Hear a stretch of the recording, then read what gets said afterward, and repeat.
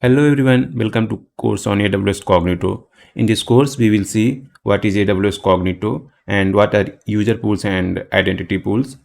Then we will go through what are different ways to use Cognito, like what is OAuth protocol and how to use Cognito with it. Then we will see how to use Cognito SDK and how SDK works at API level. And then we will also see how to integrate user pools and Cognito identity pools with third-party providers like Google.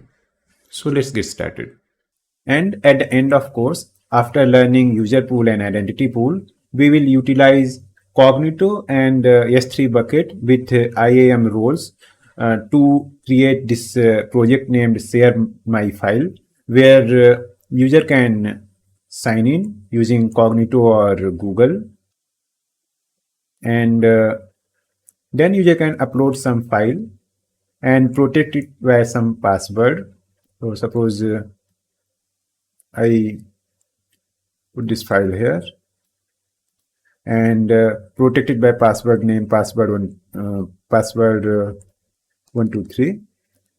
And once file is uploaded, then I can share my file with anyone, even if they are not authenticated. Only I had to share my email and the password that I used to protect the files.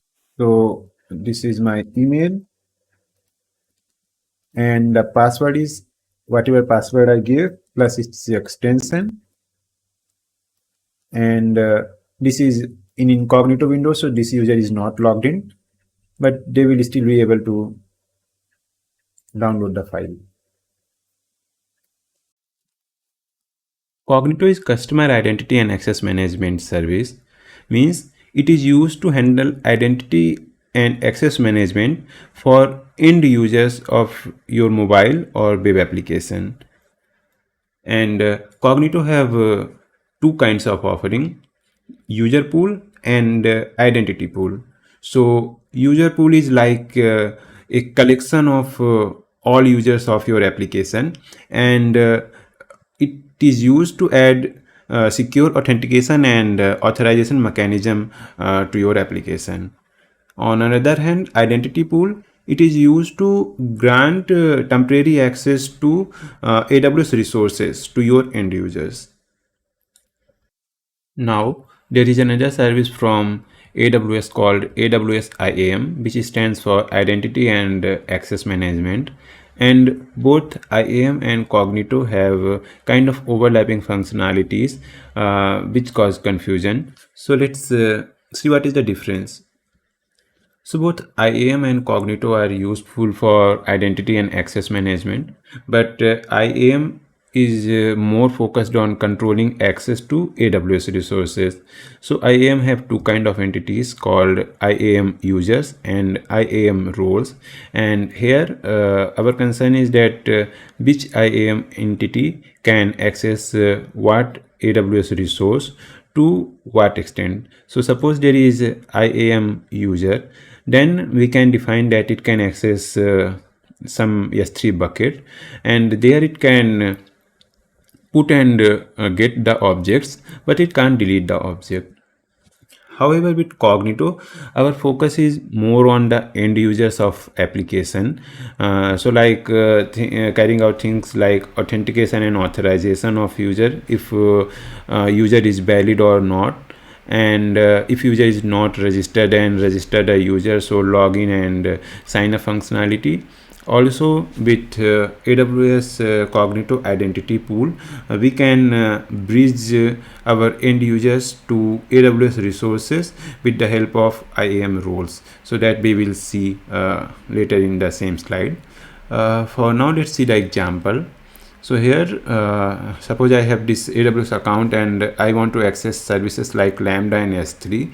Then I will use IAM user with console access and necessary permissions to build and create or delete these services in AWS console. So this is the functionality of IAM user. Now suppose there is a service, let's say Lambda, and it wants to talk to DynamoDB in my AWS account.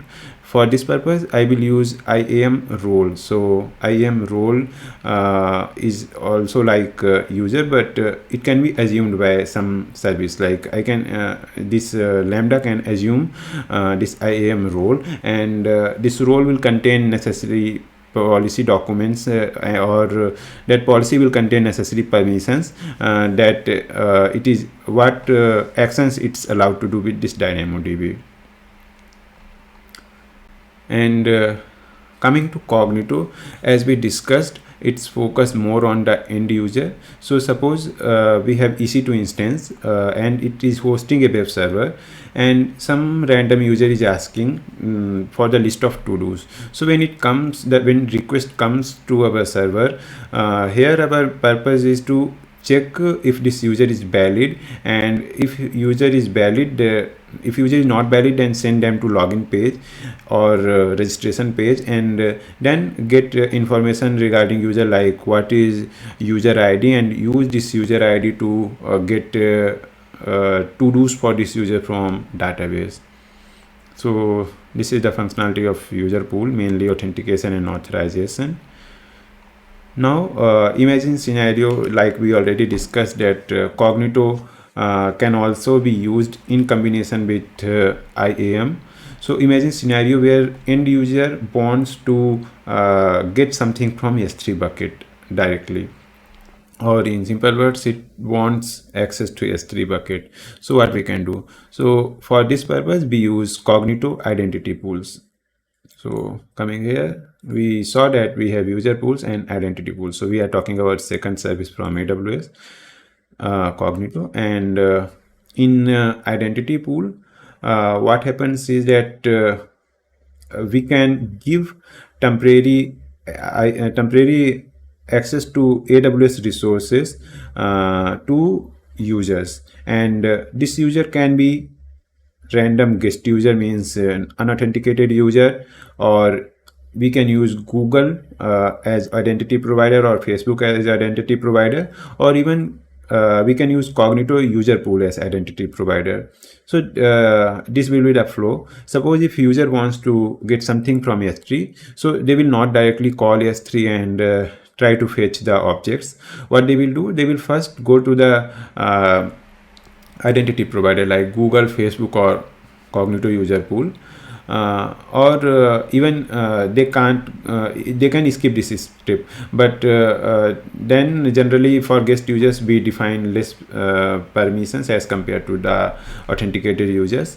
So first they will go to identity provider, and then they will receive necessary OAuth tokens, and then they will go to this Cognito identity pool, and then they will show the identity pool that I have this token, and identity pool will be already configured with these providers, and then identity pool will recognize that yeah, this token is valid, so it will use AWS STS service to assume the role for some specific period of time, and then for that the role it is assumed, it will create credentials, and then those credentials it will give back to user, and we will see this in detail how these credentials are created. But for now, if you want to see, these credentials look something like this. So here we can see that these credentials are returned by identity pool. It contains access ID, expiration time, secret key, and session token.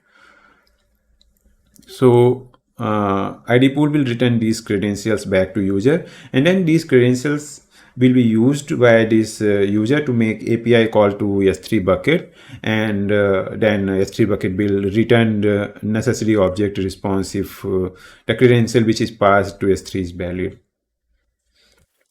So these were the difference between IAM and Cognito, and also we saw difference between user pool and ID pool. To summarize, user pool is for authentication and authorization. ID pool is to get temporary access to AWS resources with the help of STS and IAM. And IAM is to control access to our AWS resources. Now in this section, let's go and explore different features offered by Userpool.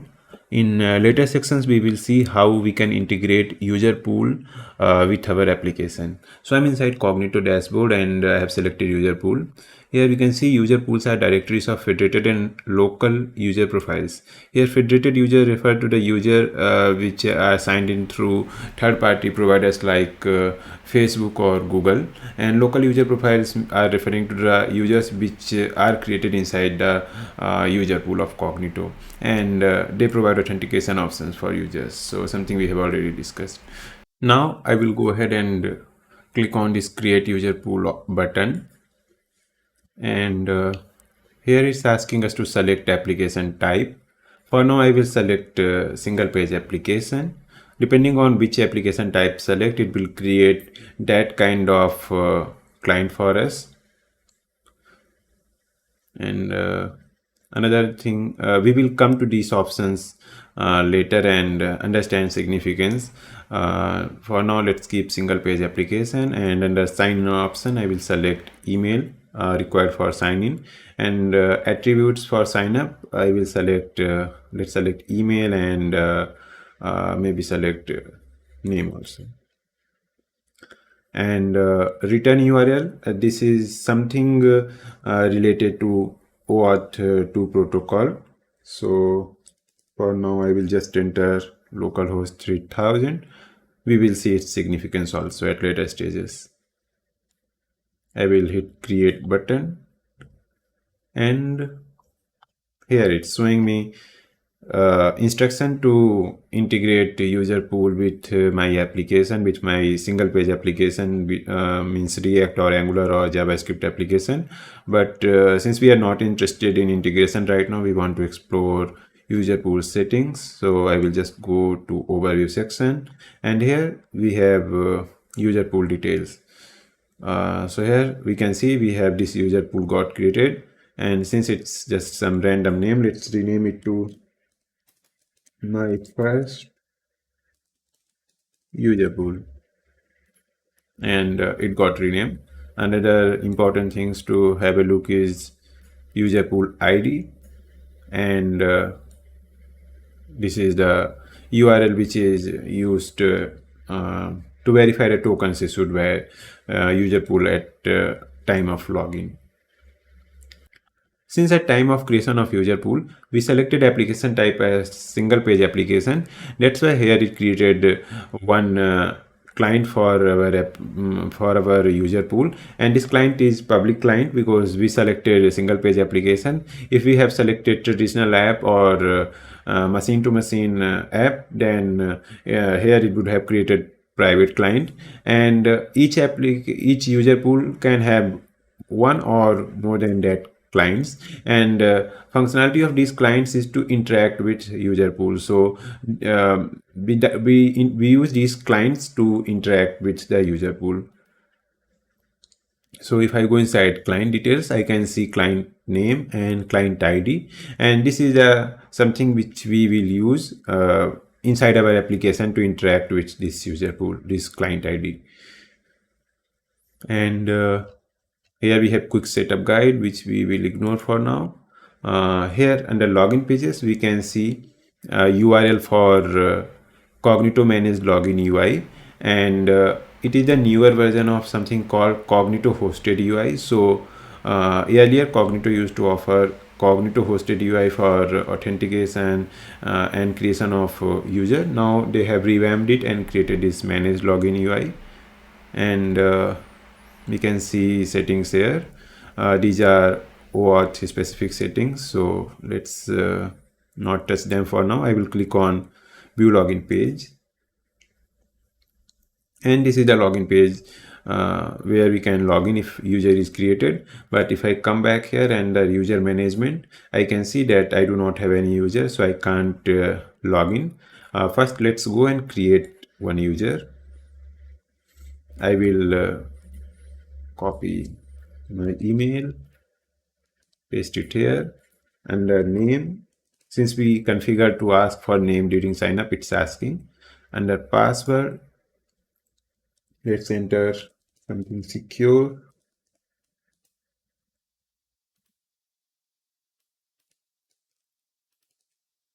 We will just click on sign up and save.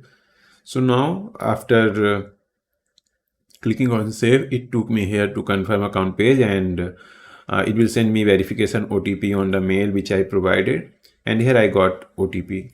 And the format of this OTP is also configurable. So if I go here under message templates, under verification messages, I can configure email, and even if I want link, that also I can configure. So instead of sending OTP like this, you might have seen some websites send link which we can click and account will be verified. So that option also we can do, but for now let's continue with this feature only. I will copy paste code here, and it successfully logged me in. Here it's giving me authorization code, and it's following OAuth 2 protocol. That's why it redirected me here with this code. Later I can use this code to receive necessary tokens when we integrate with application. But for now, let's go back to Cognito settings and go back to users. If I click on this refresh, here we have new user now, and I will go to details of user. Here this is the user ID. It's also called sub, and this detail will also appear inside the tokens which we will receive after login. And here we can see account is confirmed, means email is configured, email is confirmed, and here we can see MFA multi-factor authentication is inactive, and this user is currently not member of any group. So another important feature of Userpool is groups. Groups, as name suggests, it can be used to group several users into a group. So we can have admin group, moderator group, those kind of groups. So here I will go and create admin group with default settings. Here we have group. If I go back to user, and now I can add my user to admin group, and here it's part of admin group. Here we are doing this in the UI, but in actual application, these things we do through API calls or through SDK. Now since my user is part of this admin group, this detail will be present in the tokens which are issued by Cognito, and based on that those details we can decide what kind of privilege we want for this user. So now let's explore some other options. Here if I go under email, so whatever email which we received, this verification code, since we are using Cognito, we can have maximum 50 such emails in one day. As our application is scale up and we get more users, we need to use something called SES, simple email service, but for now let's keep it default. And we can specify password policy, how many minimum character we want, what difficulty we want, and this is passkey specific configuration. So this option is available under sign in, and under sign in we have option for choice with sign in, and here if I edit, I have this type of option available. So I can get so instead of entering password, I can get magic link. You might have used that feature, magic link, where I enter email in the login page, and instead of inserting password, I will receive OTP in my email, and that OTP will be sufficient to log me in. And another option which we can configure is SMS OTP. Also we can configure passkeys. So let's try to log in with email OTP. I will go back to client, login page, and login view login page. I will sign in, and let's click next. Here it directly sent me this login link login OTP. So here it says your authentication code is this. I can enter authentication code, but if I want, I can try another way, and I have two options available now. One is password and one is email one-time password. So let's see if it will work. It's not working. It will send me new OTP now. Here. Because I navigated one step back, that's why it sent me again. And it logged me in successfully. We got the code here. One important thing is that since this user is created and after that we configured passkey, that's why it's not available for us. But since we have enabled passkey here now, and now if I create some new user, then passkey option will be available for that. So let's go ahead and create it. So I will go again to app client, login pages, view login. Or instead of creating new user, I will just let's delete this user and disable user access, delete user. Now let's recreate same user. Password if entered.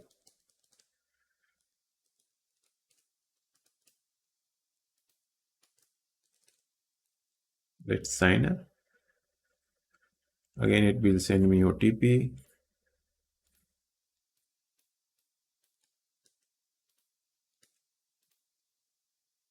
So here, after successful sign up, it's asking me to add passkey, and I can add passkey and use it from next time.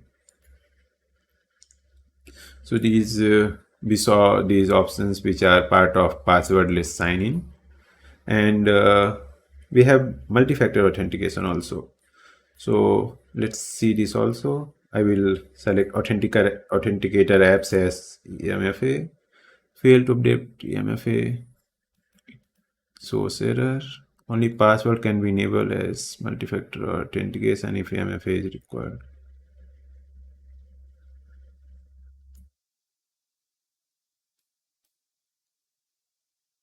Okay, let's see this option. It worked.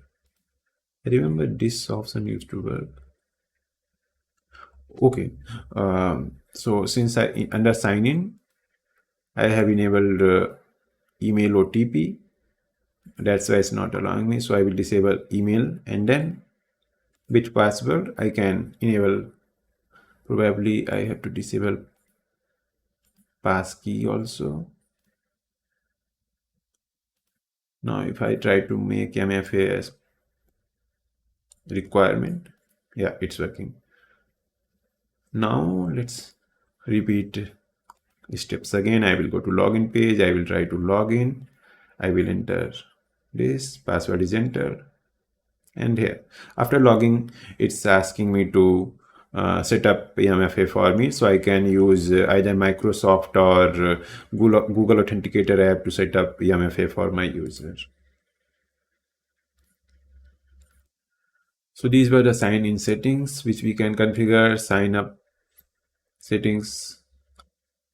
Here we can adjust attributes. Another important option which I wanted to show is the social and external providers. So we can configure these options, and we will configure in upcoming section, but for now let's just see. We can configure Facebook, Google, Amazon. We will see how to configure Google at later stages. Leave.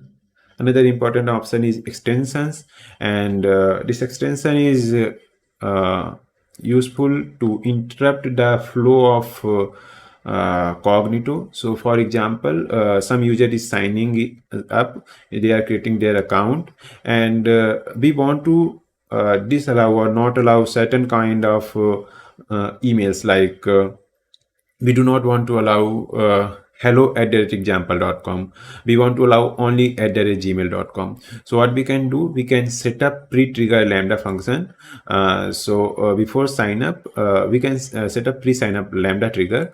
So before sign up, this lambda will be triggered, and it will check email, whatever email we have entered, and if that email is not in the desired format, we can give the error, and user have to enter new email. Similarly, we can also send welcome message to either user after successful sign up. So these are the Lambda functions available, and these are the points available where we can attach our Lambda function as extension.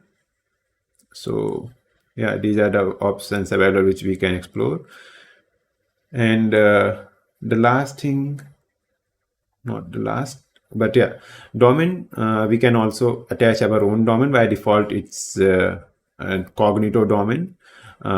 This is used for login purpose. So if we see our login UI, it's something like this. If we want to have our own domain name here, we can set up that also. And message templates we already saw. Under managed login, managed login style, we can change the style of the UI which we are seeing. So like we can use these settings to change how this screen appear here. We can change this background and text and these colors and all that. So this was the complete overview of Userpool. Now we will see how we can integrate Userpool with our applications. So to integrate with our application, there are two ways to do. One is the OAuth way and another is the SDK way. So we will start with OAuth way in the next section. After that, we will see how to do using SDK. As I mentioned, there are two ways to use Cognito in your application, OAuth and SDK. So before starting with OAuth, let's understand why we need OAuth and what is the workflow in OAuth. And also we will understand what are different OAuth grant types, and then we will go in detail what is JWT, what are JWT tokens, and how they are used with OAuth workflow. So why we need OAuth? So traditionally, this is how we used to do authentication. Here we have this user and this is user's browser. Let's call it client. So if a client wants something from server, let's say example.com, then first client will pass username and password to the server, and server will validate, and if it's valid, then server will create a session token, store the session token in database, and return that session token back to the client, and client will store it in its own storage, maybe in cookie. And from second time, if a client make call to server again, like if client make API call to get list of to-dos, it will also makes you to pass session token. And when session token arrives in the backend, it will just check its database that session token is present or not, and corresponding to that session token, what are values there. Like if it's e-commerce site, there might be some items that are added there in cart. So those details will be mapped as part of session token, and if session token is valid, then necessary response are returned to the client, which is user's browser. Now imagine a bit complex scenario where I want to store my to-dos in my Google Calendar and schedule on certain date. So in that scenario, what I can do is that I can pass my Google password to this web server and trust it that it will create calendar events on my behalf, and also I need to trust that it will forget about my details once it's done. But there are many websites on internet, and we can't trust all websites. So our traditional flow of user password and session token is not a good idea to use in this scenario. So to deal with scenario like this, we can do in this way.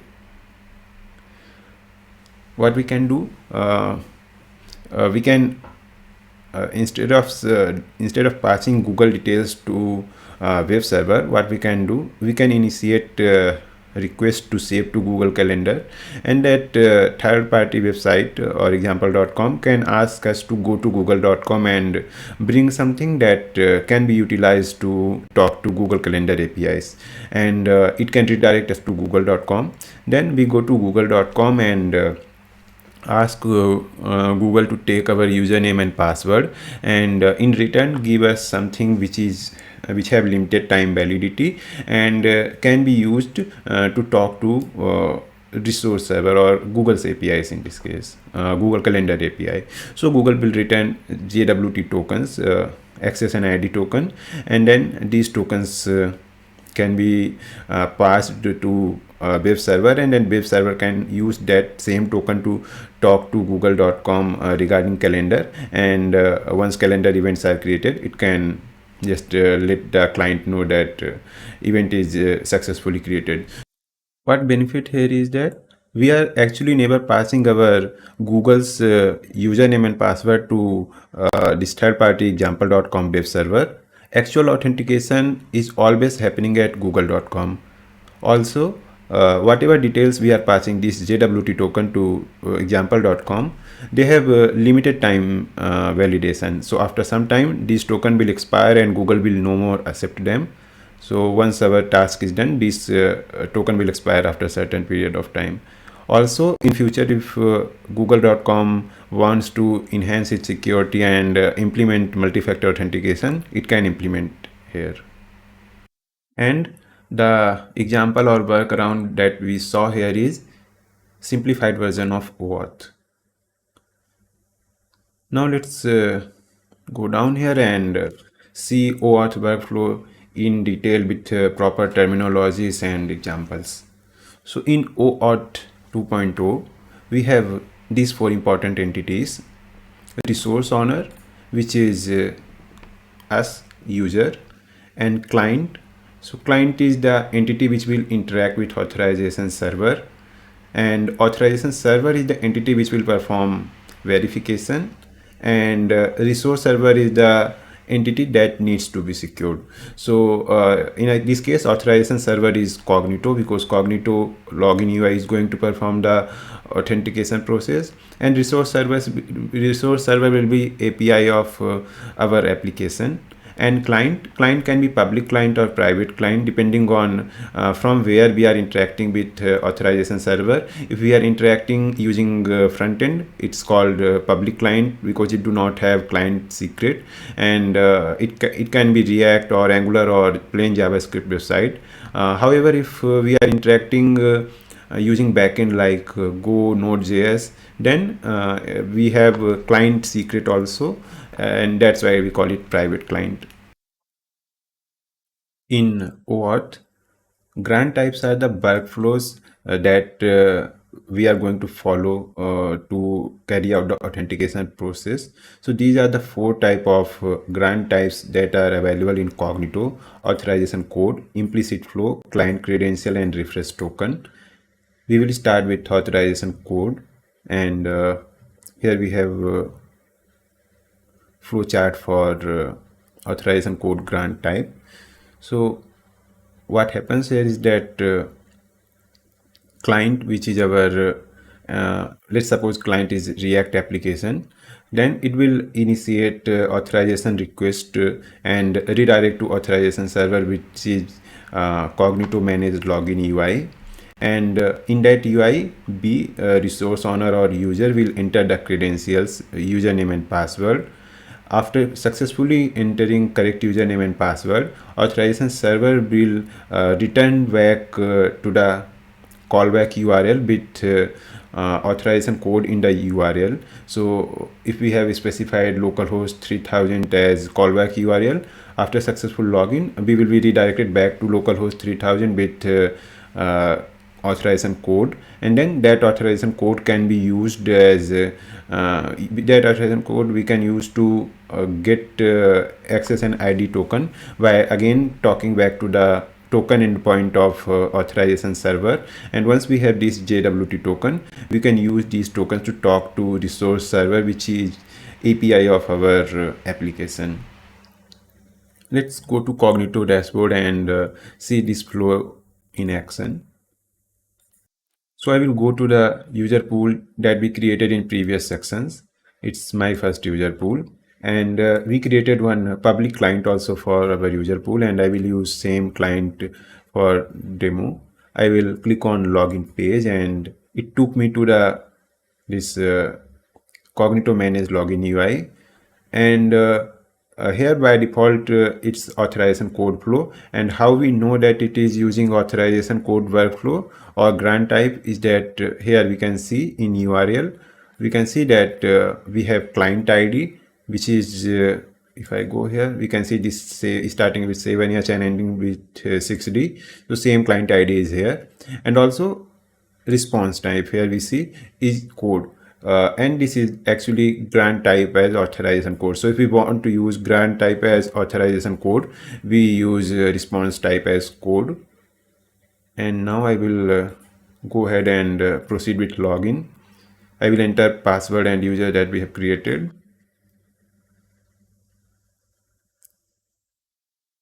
and after that it will redirect me to this callback URL with authorization code parameter here.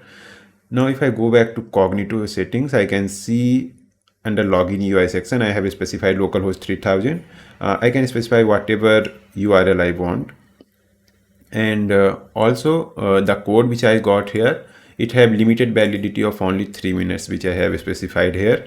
Also the tokens that I will receive, access token, ID token and refresh tokens, these are the validities for those token. We can increase or reduce here. So now I have ID token. Let's use I have authorization code. Let's use this code to get access and ID token. So here I have created this repo where I will list down all the commands that we will use, and I have added command to get tokens using token endpoint. Here I will paste the command and replace here replace the values. So looks like here I will correct it later, but for now I will just replace the domain here. So here it should be like we are posting to this Cognito domain, and after this domain we should add /auth2/token, and then in the body this is the header, and in the body we want to add authorization grant type as authorization code, and client ID I can get from here under my client ID. This thing we have seen in URL also, and redirect URI. So redirect URI either I can get from here or from there also, but I will take from here, and update redirect URI here. Last thing we need is authorization code. So here we have authorization code.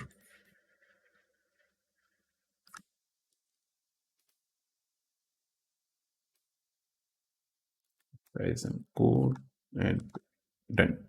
Now what I can do, I can copy this curl command as it is and use git bash to paste and get the tokens here, but I'm giving the commands in form of curl so that you can easily modify and use it. Also if you want, you can use Postman and do the actual API calls here. So I will use that curl command which I created and paste it here, and it's imported here. So we can see this is the URL, this is the body, and here we have all details. Let's hit before 3 minutes, otherwise it will not work after that. Here we go. We got ID token, access token and refresh token. We will go to detail for these tokens. For now let's just assume that these tokens are valid and we can use them. Now if I try to hit same URL second time, it's not working anymore because the code which is here, we have used it already. So this was authorization code grant type. and it is a recommended way to do. Now we have one more grant type which is called as implicit flow, and implicit flow is no more recommended to use. Earlier it was recommended to use for front-end applications like React. And what is difference between OAuth, this grant type, authorization code grant type, and implicit grant type is that in implicit grant type, once we enter the credential, instead of returning authorization code, all the tokens are returned directly in the URL as part of callback URL. So let's see its demo also. I will go back to my Cognito pool, and here under login pages, and I will go to pool, client, and client, then login pages. Under login pages I need to edit it, and here I will allow implicit grant. Here we can see we have three type of grant. Authorization code is enabled by default. Client, implicit client credential, and implicit client we can enable if required. So I will enable implicit grant and save it. Now I will go to login page, and it's coming, but problem here is that by default it had not taken token response type as implicit, and response type for implicit workflow is token. So if we pass token here, then it will automatically become implicit grant type, and that workflow will happen. And this process is similar for all the other Cognito like products which follow OAuth protocol. So I will hit the URL, and then I will log in with my details, and it will take me to callback URL page with all the details in the browser URL. So here we see that instead of getting the token authorization code and using token endpoint to get access and ID token, with implicit flow we got all the details as part of this login flow itself.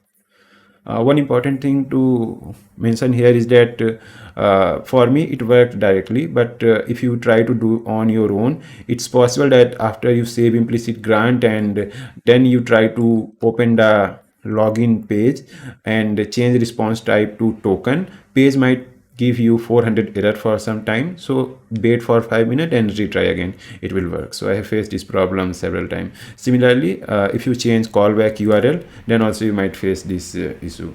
So just wait for 5 minutes and then retry. Now we are done with authorization code and implicit flow. Another is refresh token, which we are not going to show as see as example, but I will just explain what happens in refresh token grant flow. So here we see that with access token we get refresh token as well.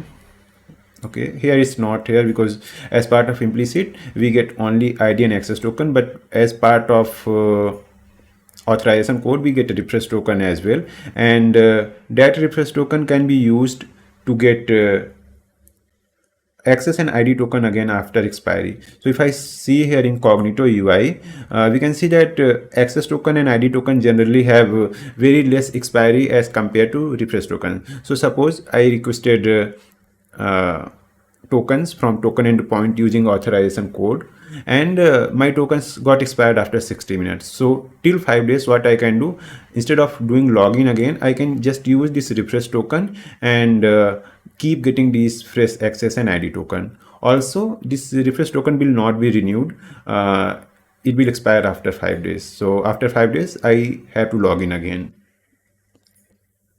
So benefit of this refresh token is kind of silent login. Instead of taking user to Cognito page again and again and asking them to log in, we can just do the login silently in the background.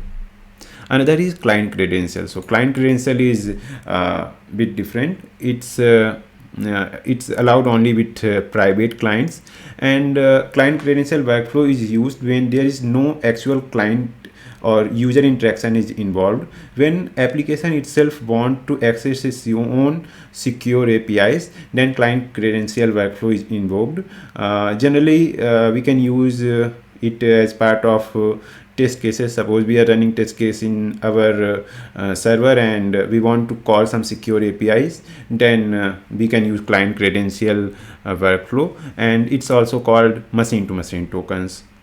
And to see its workflow, you can search Cognito OAuth and you will get this link how to use OAuth in Cognito.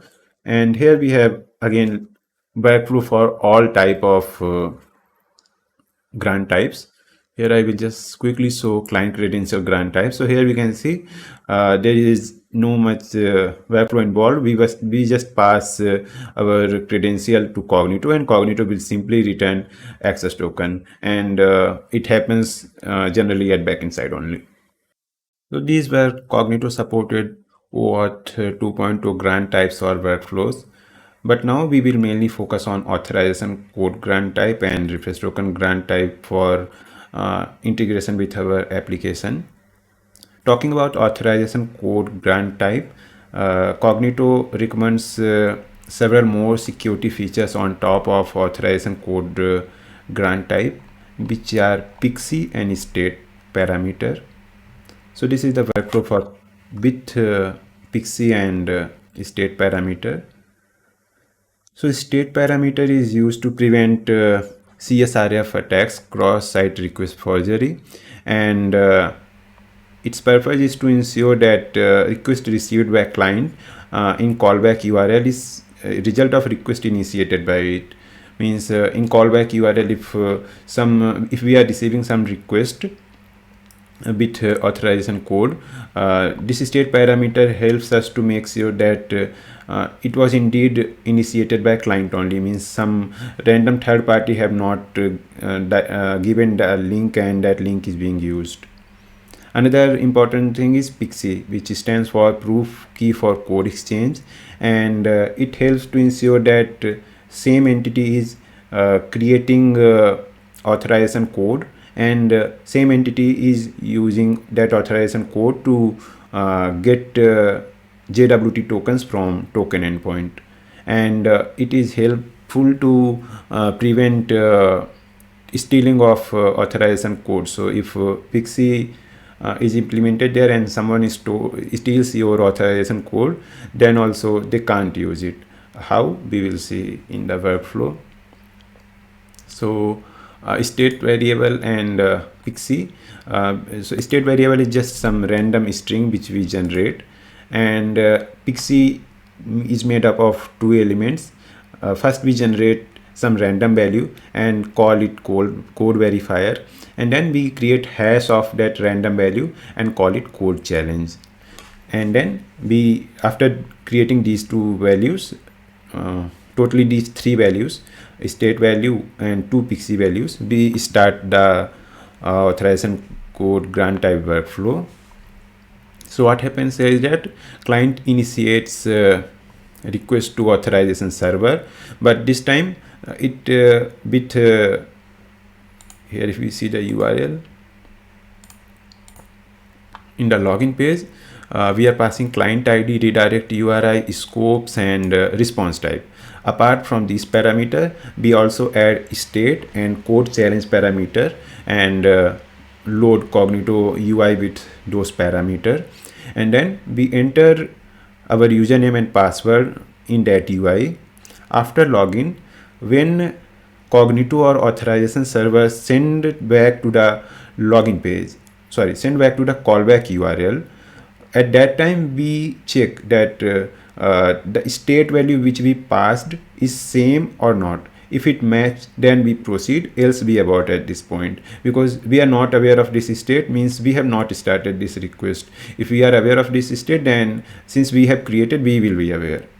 Now suppose the state value matched, then what will we do? When we call token endpoint, like we called here using this postman, so when we call token endpoint, we make sure to put code verifier here.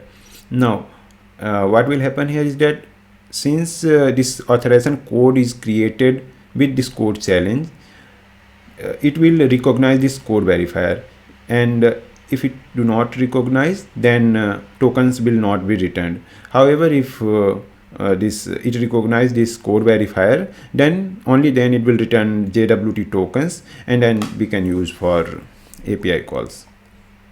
And if you want to read more about PKCE, it's available in the same document, and here authorization code grant with PKCE, and here is the workflow, so you can go through it also once. And to see its demo, we are going to use it in the next step with React application. So when we integrate Cognito with single page application, that is React application, we will see this PKCE and state parameter in action. But before starting that, let's understand what are JWT tokens and what are this ID and access token. So JWT token is made up of three things. JWT token is first just random string. Here if I see, we got this ID token, and it's from here to here. So JWT token, as we can see, it's just random string, but it is made up of three parts separated by this dot here, and one more dot will be somewhere in between here. It is made up of three elements.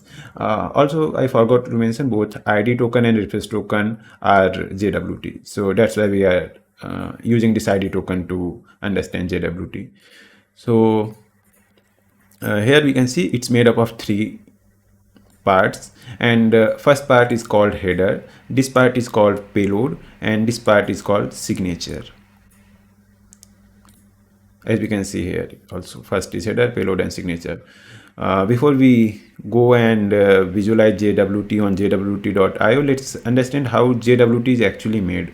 So suppose we have some JSON data that we want to convert into JWT. What we will do, we will use either symmetric or asymmetric keys and use data plus key to create a signature. And the JSON data which we have, we will convert that, we will encode that data in base 64, and also we create a header which contains information regarding the key. And then once we have header, signature, and payload, we just join them using this dot, and we have JWT token as a result. So what we can do, we can go to jwt.io, and here we can see it already given us some default JWT value here, and we can see that this is the header, and it contains information algorithm, which algorithm is used. It's used HES 256. It is symmetric key, and symmetric key means same key is used to create signature and verify signature. And this is the payload, this is the actual JSON data, and here it is, its name and IAT means at what time this JSON was created, and this is the signature, and this signature can be verified using the key which was used to create this signature. So we can see here that our actual data is never hidden. Even as part of JWT, it is available for everyone to see. The only benefit of JWT here is that this signature verify the integrity of payload, that this payload has not been altered. And also here this jwt.io have new version also. So if you visit this site later, probably UI might look something like this.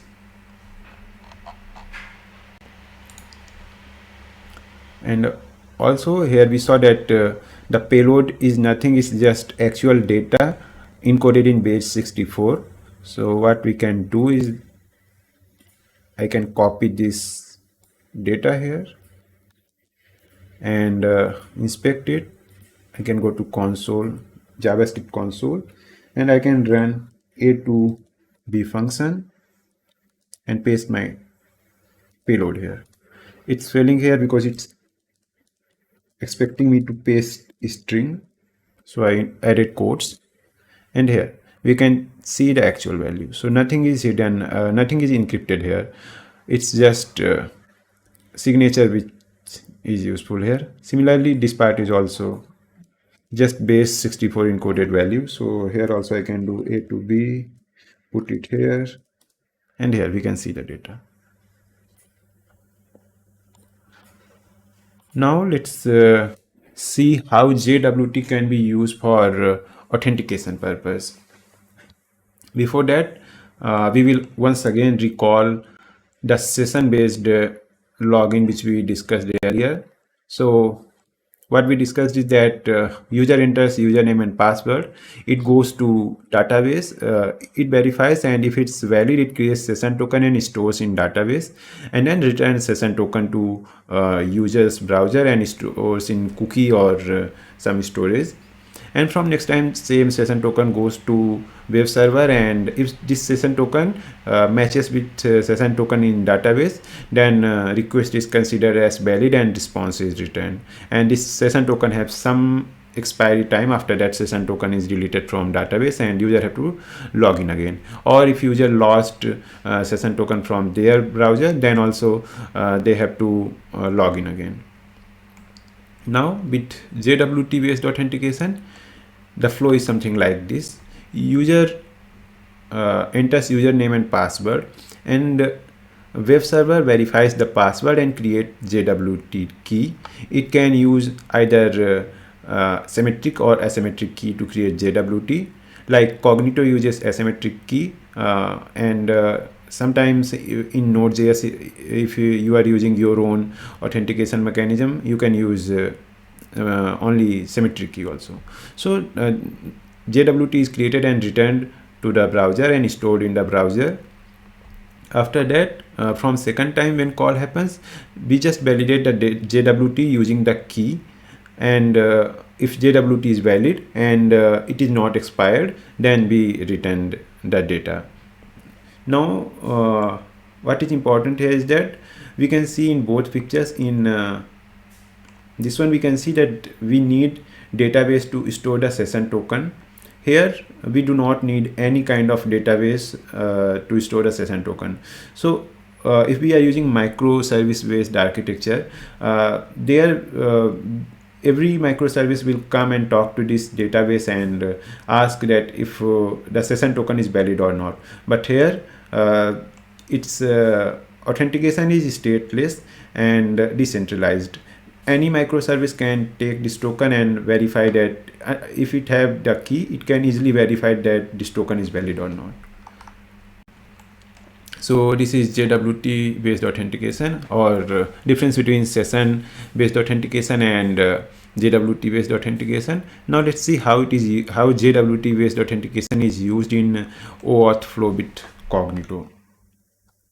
So here what happens is that first user makes call under different kind of workflows. We already saw that when user tries to log in, it is redirected to Cognito login UI, also called authorization server UI. So it is redirected there, and then user logs inside Cognito UI, and Cognito uses its private key. It uses asymmetric encryption, so it uses its private key to create a JWT token and then return that JWT token to the browser, user's browser, and that token is stored in user browser's cookie. And from next time when user wants to call to my application API, so suppose it wants list of to-dos, then it will pass that JWT token which it got from Cognito, and that token will arrive at my backend.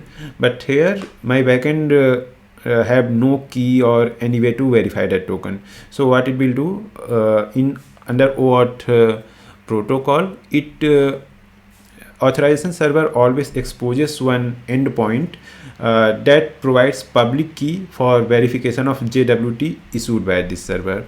So in this case, Cognito will also expose one endpoint where it will provide public key for JWT verification. So my server will call that URL and keep that key in advance, and then use that key for verification of JWT. If JWT is valid, then it will send the necessary data. To see how where we can find that public key in Cognito, so I will go to overview of user pool, and here we can see token signing URL key. I will click on the link, and here we can see these are the keys. So I guess first one might be for ID token and second one might be for access token, and both are using RSA encryption, RSA 256 encryption for creating the JWT token. So now at this stage, if I go back here, we are done with introduction of OAuth 2.0 flow. We know why we need OAuth. We understand what is OAuth. We understand what is JWT token, different grant types, and how to use JWT token with OAuth. One thing that we forgot to discuss is regarding ID token and access token. So we saw that after doing logging with Cognito user pool, we get ID token and access token, and with authorization code flow refresh token also. So refresh token is not JWT, but ID token and access token are JWT, and this access token is issued as part of OAuth 2.0 protocol. As part of OAuth 2.0 protocol, access token may or may not be JWT, but with Cognito it will always be in JWT format. And this ID token is issued as part of OpenID Connect. OpenID Connect is a protocol built on top of OAuth 2.0, and this token contains information regarding user, like what is user profile URL, or what is email and username. And it is generally intended to be used by application or like React application to show username and other details. And this access token is generally used to generally intended to use by APIs.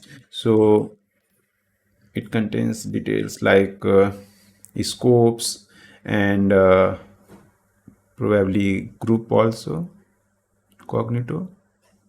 So we can use those details. Let's quickly create the token and see if it contains, if access token contains a scope also or not. So I will go to if access token contains group name or not. So here I have user, this user, and I have group. Okay, so I will quickly go and I will add this user to part of group. It's added. Now I will for doing it quickly, I will change response type as tokens, so I do not need to do extra call. Sign in.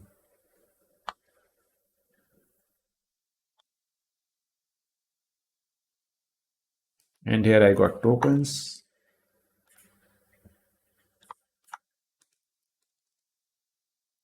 Here I have ID token, and here I have access token. From here to all the way till here. Now let's see this fresh token. Here. Let's see if we have group information. Yeah, Cognito group information is present in access token, and also we have other details. Other important detail is this expiry date, when it is going to expire, and also issuer, which entity have issued it. So these are important details in access token. And also let's again see ID token. I guess ID token also have group information. Yeah, it also have group information here. Now, what I wanted to explain is that according to convention, ID token is used intended to be used by application, and APIs should use access token. But with Cognito, that line is kind of blurred.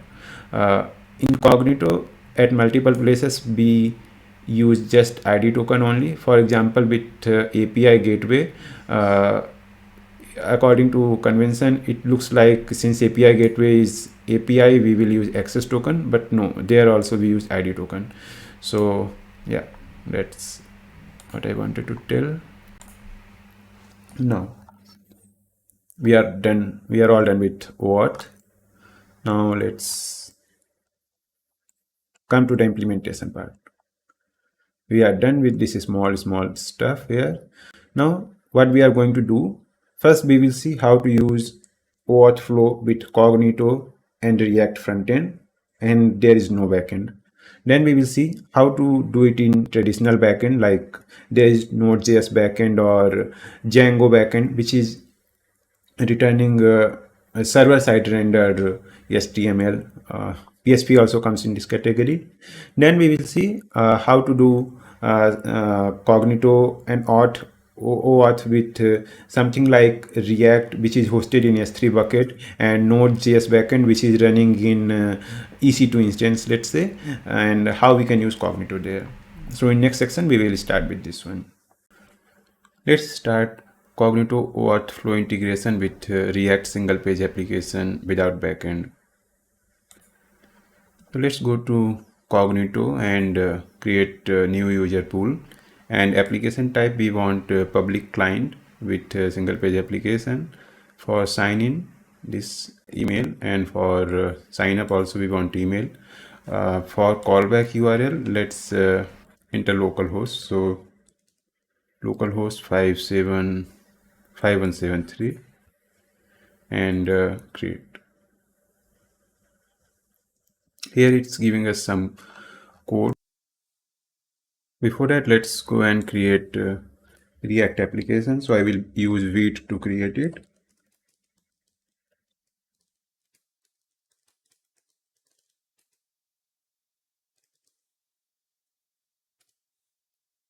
And we need React JavaScript application.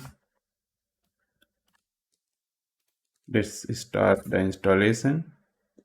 Till that, here Cognito is asking us to install these two libraries, ODIC client TS and React ODIC context.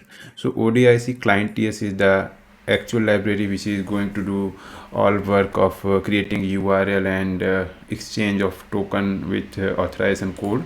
React OIDC context is just a wrapper on top of this library to make it easier to use with React applications, and it provides context like this. It uses context API to provide context, and in application we can use it, and it will provide context if it's if application is authenticated or not.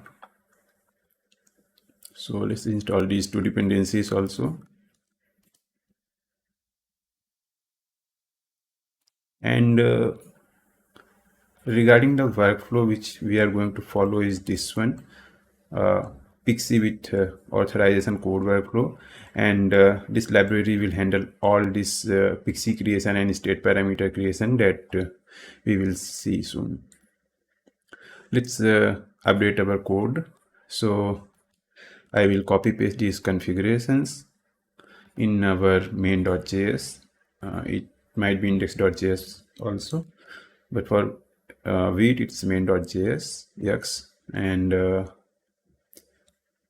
guess I root.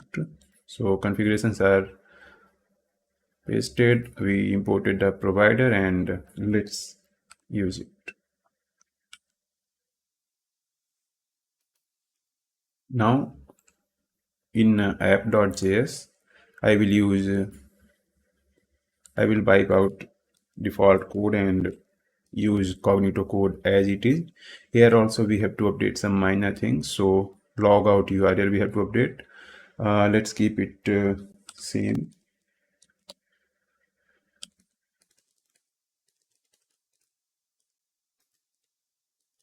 I will keep same as callback URL, and whatever value we put here, we need to update in code also, update in Cognito also. So we have copied all the code provided by Cognito. Let's go to overview and client section. This is the client which got created with Userpool.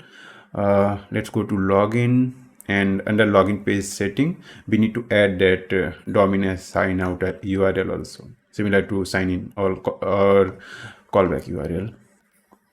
Another thing we want is Cognito domain name. So this is a domain name.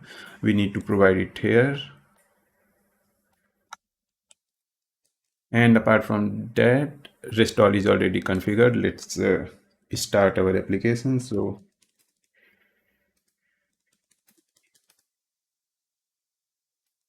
it's started at 5173 port. Let's open and inspect it. Looks like there is some error. React DOM is not defined. Okay. Looks like in main.js create root. Okay. We have imported it as React create root, and some minor, the way we are importing that's different. Now it will work. Yeah, now it's loading. So if I see the code, to go through it once again, in main.jsx we are having all configuration. We are passing all this configuration to React ODIC context, and all this configuration will at the end go to this library, which is ODIC client TS, and it will handle everything in the background. After that, in app.jsx we have imported use this context, and this auth context will provide if app is in loading stage, if there is error, if authenticated, then we will show ID and access token, and if it's not authenticated, then we will show sign in and sign out button, and on click of sign in it will call auth.signin redirect function, which will create URL and create state and PKCE parameters, and start the authentication process with Cognito hosted UI. So let's see it in action.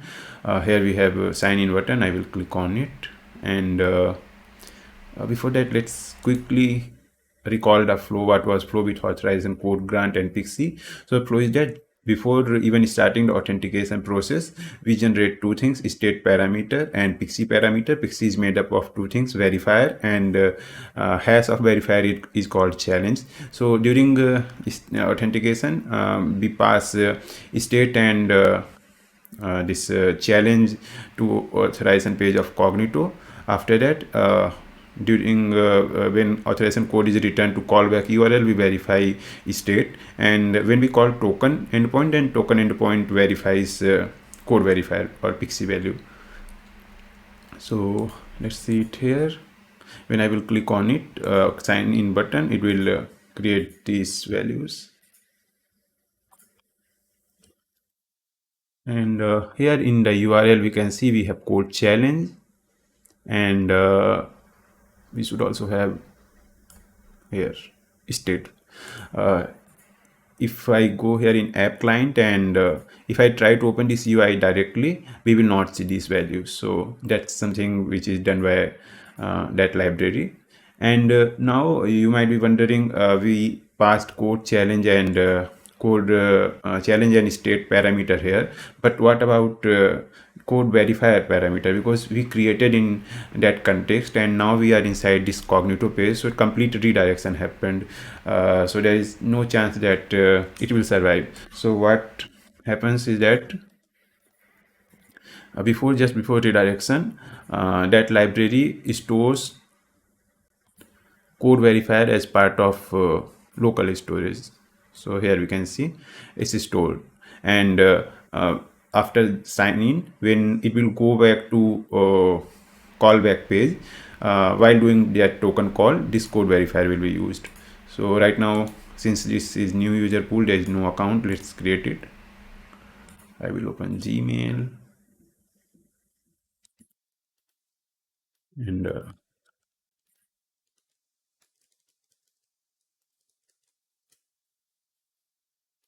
enter password and sign up. Now I need OTP, so it's here.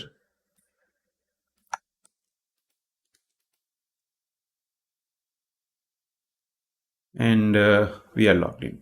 So if I see network call here, this callback URL loaded with code and state parameter, and then after whole client is loaded, it made this token call, and in this token call, it used code verifier from local state, and client ID obviously we have configured. Code is also part of URL parameter, so these values were sent to token endpoint of Cognito, and as a response we got ID, access and refresh token. And here also we are showing the value. Now where it is stored is, if I go to storage in Chrome, it will be application and then session storage, and here it's in Firefox, it's storage and session storage. So it's same thing, just different UI for different browsers. So here if we see in local storage, first let's see that code verifier thing is removed, and in session storage new data is created which contains access token, refresh token and ID token. Now what else this library handles is that we know that access token and ID token have a small amount of validity period as compared to refresh token. So what this library will do, it will as soon as this access token expiry is over, it will use this refresh token to get new pair of access and ID token, but refresh token will be same, and we will keep using same refresh token till this expiry, and once it's expired, then user need to log in again.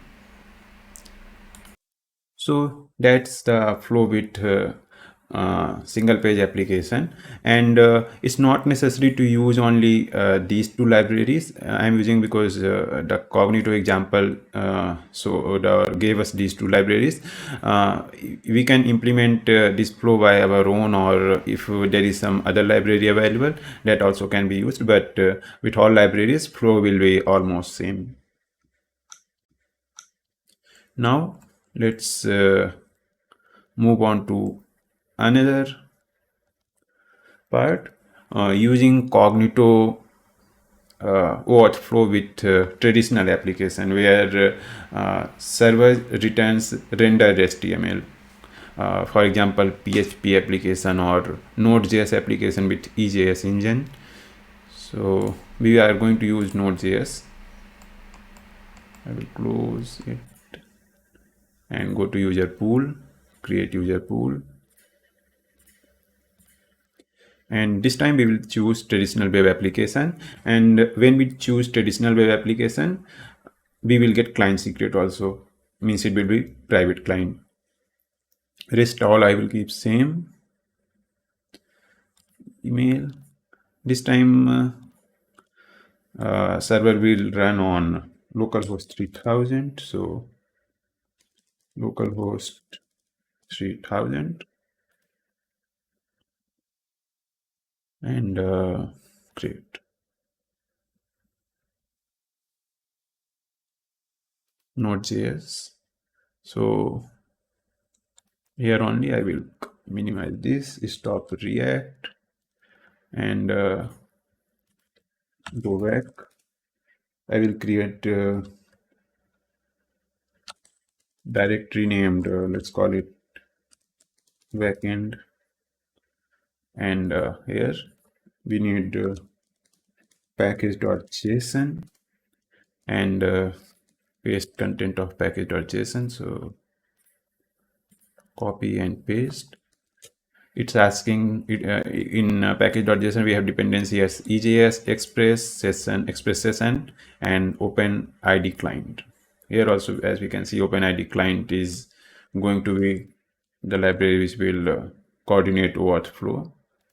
I will go to this backend library, backend folder, and start installation of dependencies.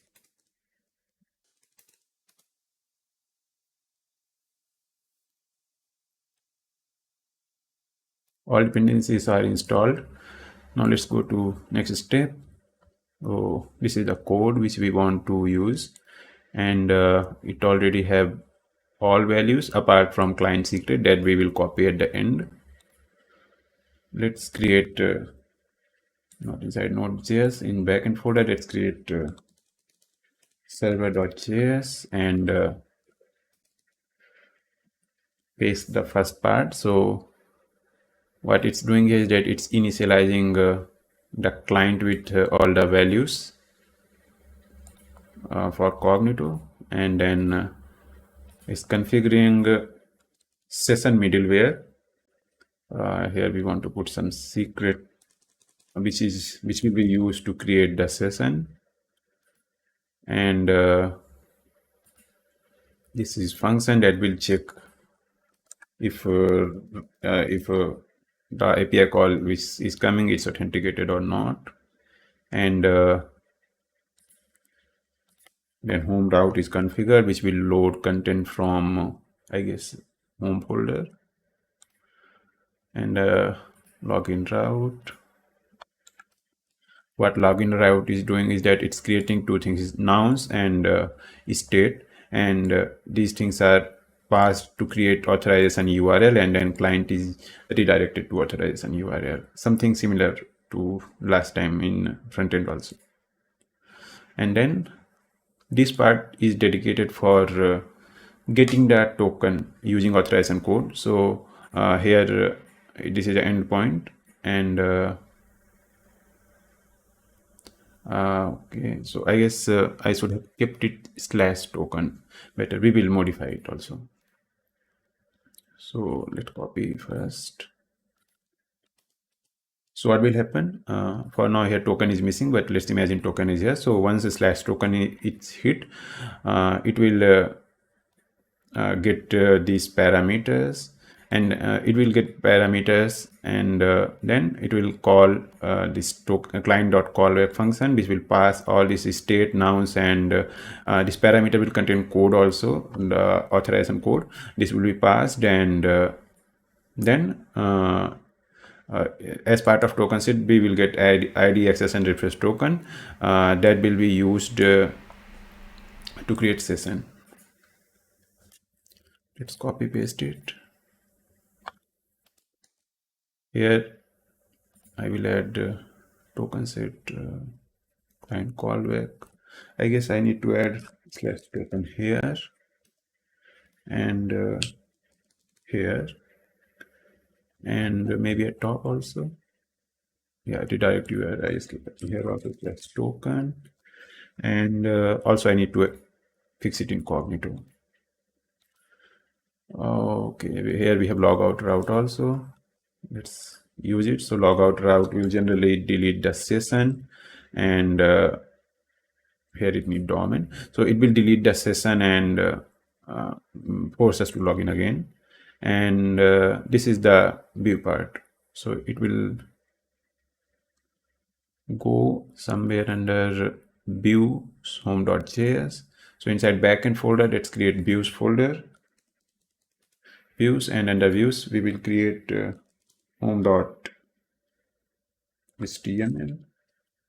EJS home.EJS, and here, so here we can see it's not HTML or JavaScript, it's kind of template where we have these variables, and when server will pass this variable and render HTML before returning.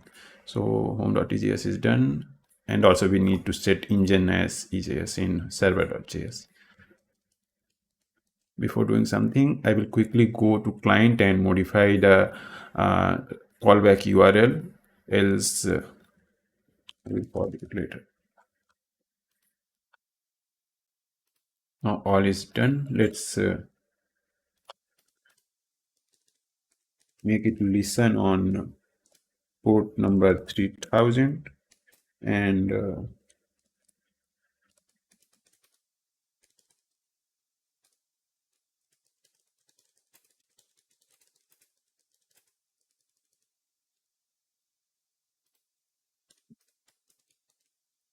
Let's start it. So I will use node-mon so that it detects if I make some change and quickly restart server, and server started successfully.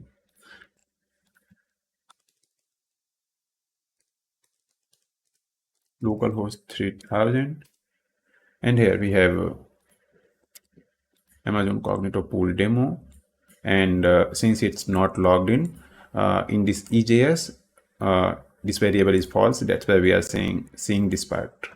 Once it's authenticated, we will see this part. So I will click on login, and that login route will be called. It will redirect me to login page of Cognito. Let's do it. It redirected. Now I will create user. So it's Cognito. I will pass my email. Okay, looks like it's signing page. I will create account. I will pass email, password,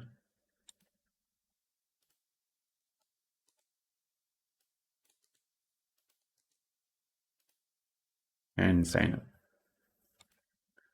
Now email,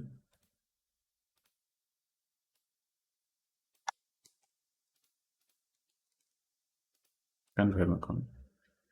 After account confirmation, it sent to /token pay a token route localhost 3000 /token with code and state parameter, and after that I guess let's see what happened here. It sent this response, and let's see what is here in logs. We have some error here. What is error? Invalid client. Okay, now why it's saying invalid client? Because here we have not updated client value. Let's update it. Because it's private client, we must use this client secret. One more thing that is pending to update is in logout route, it need domain name of our Cognito user pool. So this part, I will go to domains, copy domain, and update it here. It restarted. Let's try to log in again. This time it will not ask me password because in Cognito page cookies are already there. So it will directly do the login and send me back in this page for token exchange. Here, token exchange. So first it authorized, since first this authorized call happened, and it should be here somewhere, I think.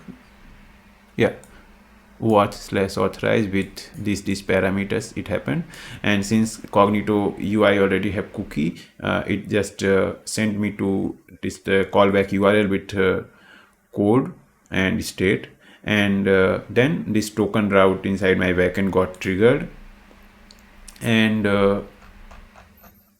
this one, and then it used state and code parameter with nouns and state, and this call happened, and now we are seeing the result here. Also, if I hit login, if I hit logout, here I am seeing this error because logout URL I have not configured, and that's why it's showing error. So I have to configure logout URL also in user pool, and then it might work. Let's do it. Logout, login pages, edit, same login logout URL, and here I need to update this logout URL.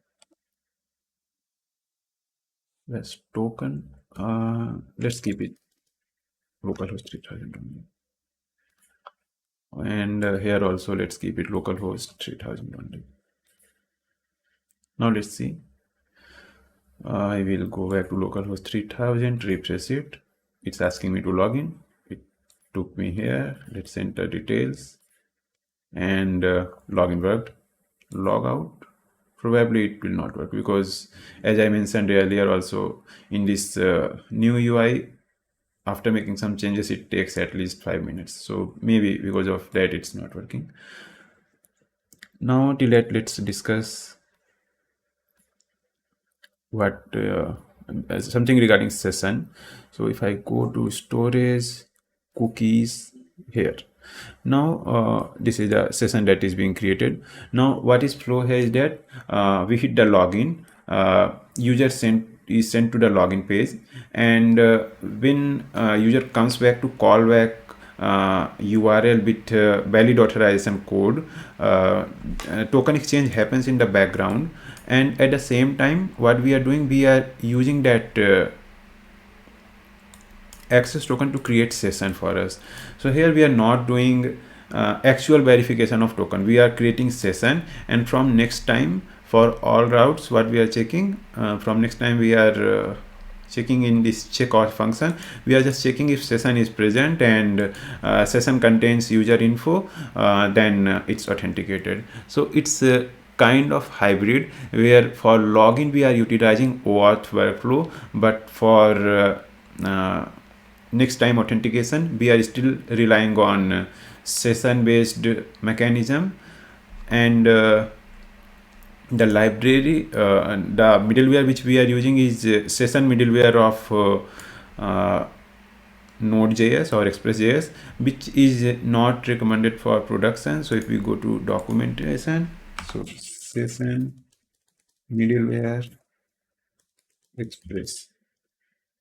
So here, since this session middleware by default uses memory, that's why it's not compatible for production environment. It's not purposefully designed for production environment. For small projects or POC it's fine, but if you want to use it in production with lots of users, then you need to use some session store to store your tokens. For example, you can use DynamoDB, you can use Elasticsearch, Redis, and so on. Here you have full list of databases, key value stores that we can use. At the bottom somewhere there is list. Here we have MongoDB and Connect PG Simple, I guess, PostgreSQL. So this is the one problem. And another problem with this example which is provided here is that it's using old version of OpenID client, which is not a big issue, because in later this code might be updated in the Cognito example, so that's fine. But not to worry, in next example, when we will use React with Express.js backend, then we will see how to do JWT verification and JWT access token verification, and also we will use new version of this library. So things will be sorted out in next example. For now, let's go back and see if login page, which was not working, is working or not. So if I hit login, and it will ask me email and password. So login worked, and logout, yeah, now logout is working properly. It takes some time if we update these URLs. After some time it works. Login, yeah, it's working. Even cookies in Cognito page got deleted because that call happened. If I show again,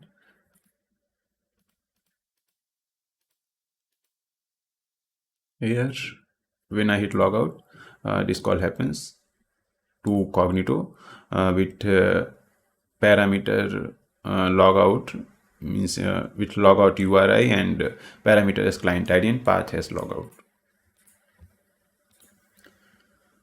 So this is it for traditional backend implementation with Cognito.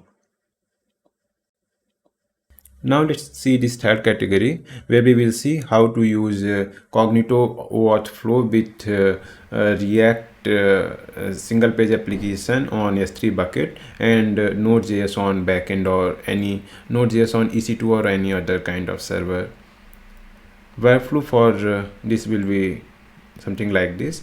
Here our React application is hosted on S3 bucket, and Node.js is hosted on EC2, and this are basically same EC2 server. And here we have Cognito Userpool. So what will happen when we click login button on React application, API call will happen to Node.js server, and Node.js server will return proper URL to where to go, and that URL will be the URL of Cognito managed login page. Then redirection will happen from React to Cognito login page, and their authentication will done by Cognito. Upon successful authentication, again Cognito will redirect to callback URL, which will be the URL of React client. And in this callback URL, as usual, it will pass authorization code and state parameter. Then React will call token endpoint of node application with authorization code and state parameter. And also, if there is PKCE, then it will already be stored in cookie.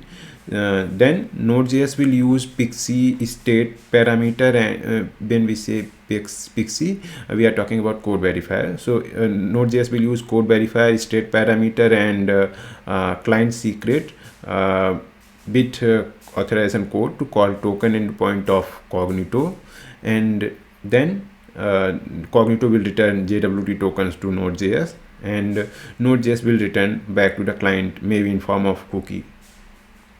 So this is the flow, and code for this is for this setup can be found in GitHub under Cognito course repo, and folder name is 3 SPA React SPA backend Node.js.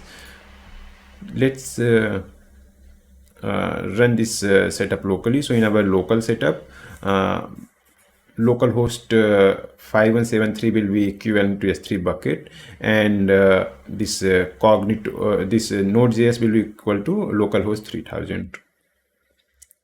So I will just copy paste code like Lego blocks, and we will understand parallelly. But before that, let's go to user pools and create new user pool. This time we will choose traditional app, means private client with client secret. We need email and email for login and sign up. And here we need callback URL. So callback URL will be URL of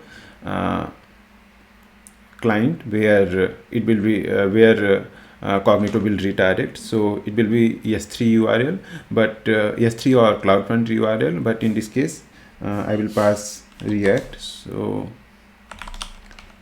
localhost 5173 slash, I will create auth route, so it will go to localhost 5173 auth, and let's create it. We will ignore this code and go to here. I will rename it to, let's call React plus this. Now let's go to the VS Code and create new folder. Let's call it React with Node.js, and inside this I will create two folders, front end, or let's not create front end, let's create backend folder, and I will go to cd. Okay, I'm inside it wrong folder, so cd react, and here I will create a new React application. So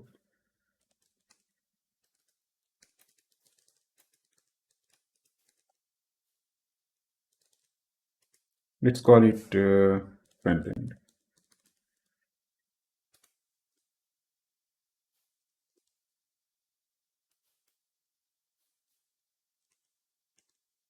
We need React.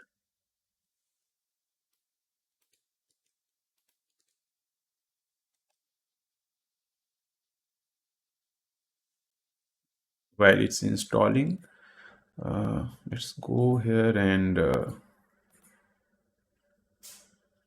under main.js, I will copy the code and update it. So it's almost same, but now I have added React Router DOM. I need to install it as well. So VMI. Okay.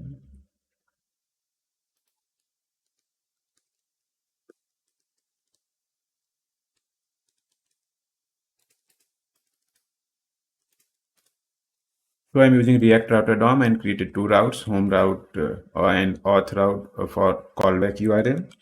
And now I need to create this new component, which is auth.jsx.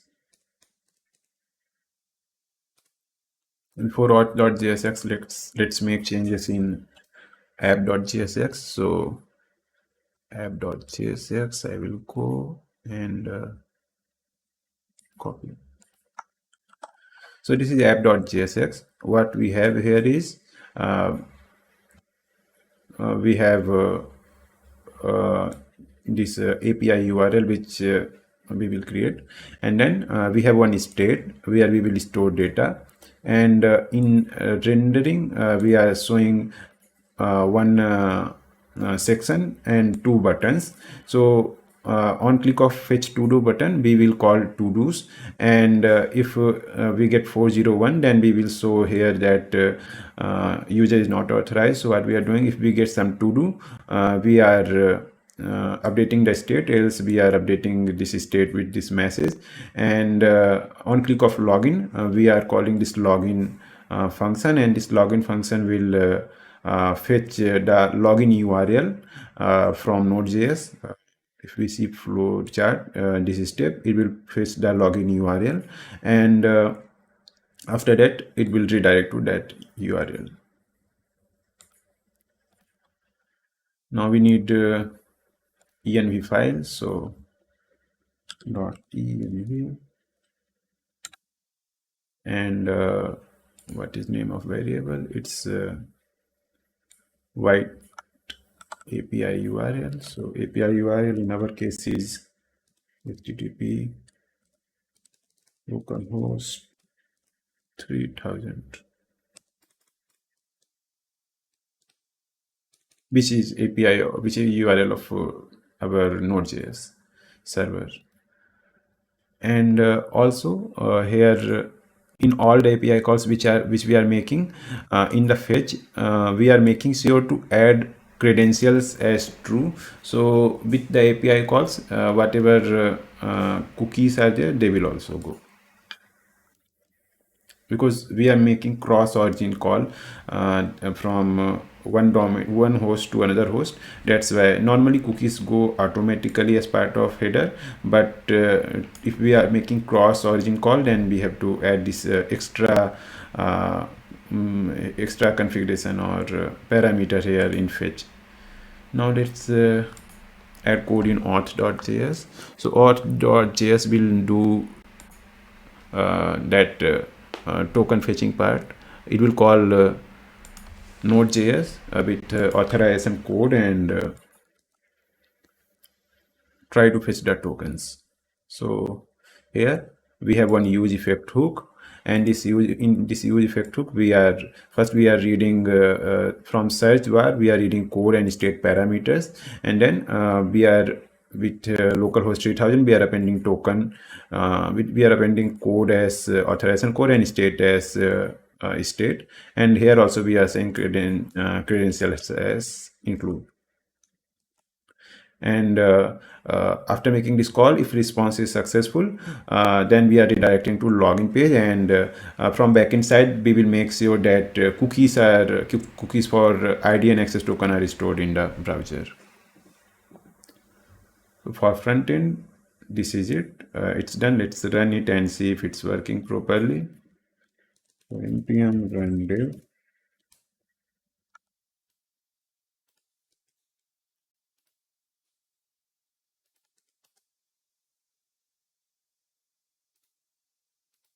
Here, if I go to network, I do login call.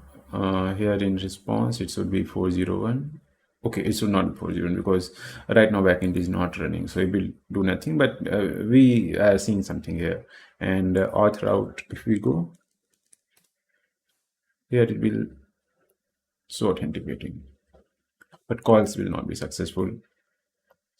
Now let's start. For frontend we are done. Let's go to backend and make changes there. So I will create one more terminal and go to React folder and then backend. And here, first thing we will do is that npm init, or better, I will copy package.json from the GitHub and we will do npmi. So it will install all dependencies also. In backend, package.json and paste it. So dependencies which we are using is cookie parser, cors, cookie parser to pass the cookies. For we will pass access token, ID token and refresh token. Also we will use signed cookies to pass PKCE code verifier and state value, and express web server. JSON web token we will use for JSON web token, JWT token verification and to decode it. And OpenID client is for construction of URL and calling token endpoint, similar to last example which traditional web application, but this time we are using latest version of OpenID client. Let's do npmi. For that, let's save it and do npmi till all libraries are getting installed. Let's create server.js, which will be our main entry point. And in server.js, I will first import all, even before starting with server.js, I will create env file. So .env, and for this .env file, in GitHub it's called .env.example. I have to update these values. So to sign cookies, to create signed cookies, we need some random string as password for signed cookies. Region, it's AP South1. For you, it might be different. Cognito user pool ID. So the new Cognito user pool that we created, this is user pool ID, and I will update here. Client ID, the private client which got created. Here we have client ID and client secret. So here we have client secret. I will delete all these user pools after this demo, so it's fine, but these values should not be shared with anyone. And Cognito callback URL, so this should be the callback URL of frontend, I mean S3 bucket. Done. Now let's go back to server.js and copy code for it. Yes. So what we are doing here is, first we are importing environment variables using .env, and then we are importing these dependencies, express, cookie parser, cors, and client from OpenID client. And here we are initializing the server, and as part of initialize server, we are just passing Cognito specific details like client ID, client secret, server URL, and also then we are calling client.discovery to create the config. And another thing which we are doing is that we are fetching the PEM key, we are fetching the JWKS key to verify the access token. This to this point we will come at the end, but for now this part is important to understand that we are initializing the OpenID client, and once it's done, then we are also using cors plugin to cors extension to allow our this localhost 5173, that is React client, and credentials. Here I have set credentials allow as true, otherwise it will not work in front end. Whatever we have done, that will not work. So after that we are using cookie parser middleware, and it will take care of reading cookies, and also we are using this cookie secret, which we will use for creating signed cookies. After that, we have mainly 1, 2, and 3 routes, and then start of the server on port 3000. So login and token routes are unauthenticated, and to-dos route is authenticated.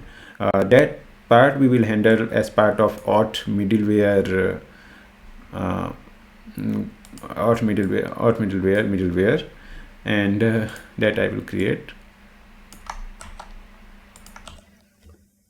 So it's auth middleware.js, and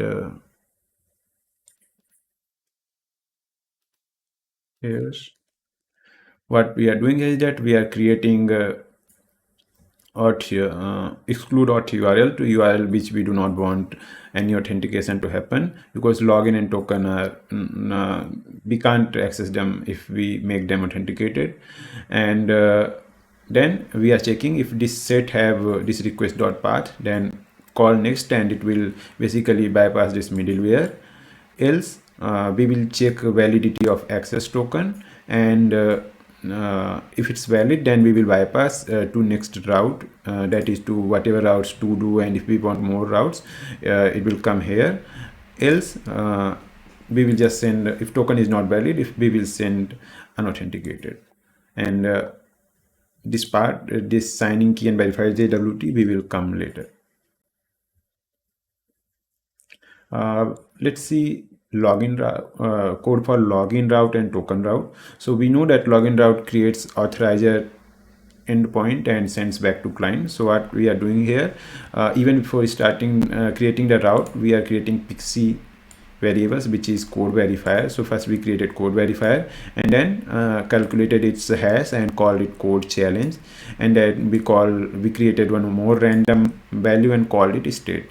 Now as part of parameter, we are passing this code challenge, and challenge method is s256 and state, and also we are passing a redirect URI, which is if I see redirect URI, which is this one, or wait, Cognito callback URI. Yeah, redirect URI is Cognito callback URI, which is this one. Now after having all parameters, we have already initiated config at init server function. So what we can do, we can call client.build authorizer URL and pass these parameters, and it will create a big URL out of that big object with URL and all those details, code, search, all parameters. So out of that we took href parameter from that object, and then we will return it as JSON. And if I see in front end, what we are doing for login, we are taking that data.cognito login URL and just changing the window URL there. Apart from sending this URL, these two important things which we are doing are, we are creating two cookies, state and code verifier, and we are keeping them as signed and HTTP only cookies, so client code can't access them. And since they are signed, no one can make sense of them, what it actually means, because these are signed using this key, and until this key is secure, these cookies are also secure. They will be visible on browser, but we will not be able to understand them. And why we are doing it, reason is that in last example with traditional apps, we saw that we were maintaining sessions at server side, but since here there is no session at server side, we need some mechanism to store code verifier and state, because we need later to call token endpoint. And as we know, here it's stateless. Without session, HTTP protocol is stateless. There will be no information back and forth. That's why when client makes this login call, we send URL, and also we send these two cookies. After that, redirection to Cognito page will happen, login will happen, and callback page will load, which is this auth page, and this auth page will call token endpoint with state and code. So for that we have this route. In this route, first like normal cookies we read as request.cookies, but signed cookies we read as request.signed cookies, and it's nothing new. It's just part of Node.js Express. And after that, we are doing this client.authorization code grant, and this part is fetching the all tokens ID and represent access token. So in this we are passing this config object and get current URL, and this state is passed as expected state, and this code verifier is just pixie code verifier. And this get current URL, I need to create this function under utils, and but this get current URL will be the URL of front end with code and state parameter. So let's create it also. I will create utils.js and paste the code so we can see it. utils.js here. So this current URL will like Cognito frontend URL, S3 frontend URL, and then from request we are taking the search queries and appending it, and then returning it as URL here. And after all is done, since we do not need these cookies anymore, we will clear these cookies. We are sending the tokens, but it's optional if required, else not. We are creating cookie for access and refresh token as HTTP and signed, because front end is not supposed to use this. For ID tokens, we are creating this cookie which is not HTTP only, and not signed also, so that if we want some user info, we can read from this token and show it. Also, if we want here only as part of this API only, we can make all cookies as signed and HTTP, and instead of returning token, we can return necessary data, whatever we want to show in front end. That's also one approach. And to do routes, we will come to it later. So we saw token endpoint, we saw login endpoint. Now once more let's go to authorizer, auth middleware endpoint. And in this code we are using access token for authentication, and we are reading access token from signed cookie because we created signed cookie we just saw. And then we are calling this verify JWT function. So how JWT verification happens, let's see that to make things clear. So what happens, Cognito, we know that Cognito exposes one URL where it provides all the keys which are used to create the token, and the key which we can fetch the keys from there, and then we can use crypto library of Node.js to create to convert that JWTs key into PEM format, because we need it in PEM format for JWT verification. And once we have that public key in PEM format, we can verify JWT signature. So if I go inside this function, we are doing okay. Before that, from where we are getting this key, let's see that. So I will go to here, and here we have token signing key URL provided at overview page of Userpool. If I hit this page, we see this. Okay, so it's a list, and this list contains two objects, this one and this one. Now if you see your token, and in that token you can see which key ID, like for ID token this key always will be used, and for access token this key will be always used. How we know that? If we get the token and we inspect it in jwt.io, we can see this key ID here. So what we are doing here, and also these keys do not change very frequently. So what we are doing here is that as part of server, as part of init server function here, we are calling get Cognito JWT public key and passing this URL here, this URL in this function, and inside this function we are fetching the details, not this one. Inside this function get Cognito, for some reason get utils.js, and the function is here and it's exported also.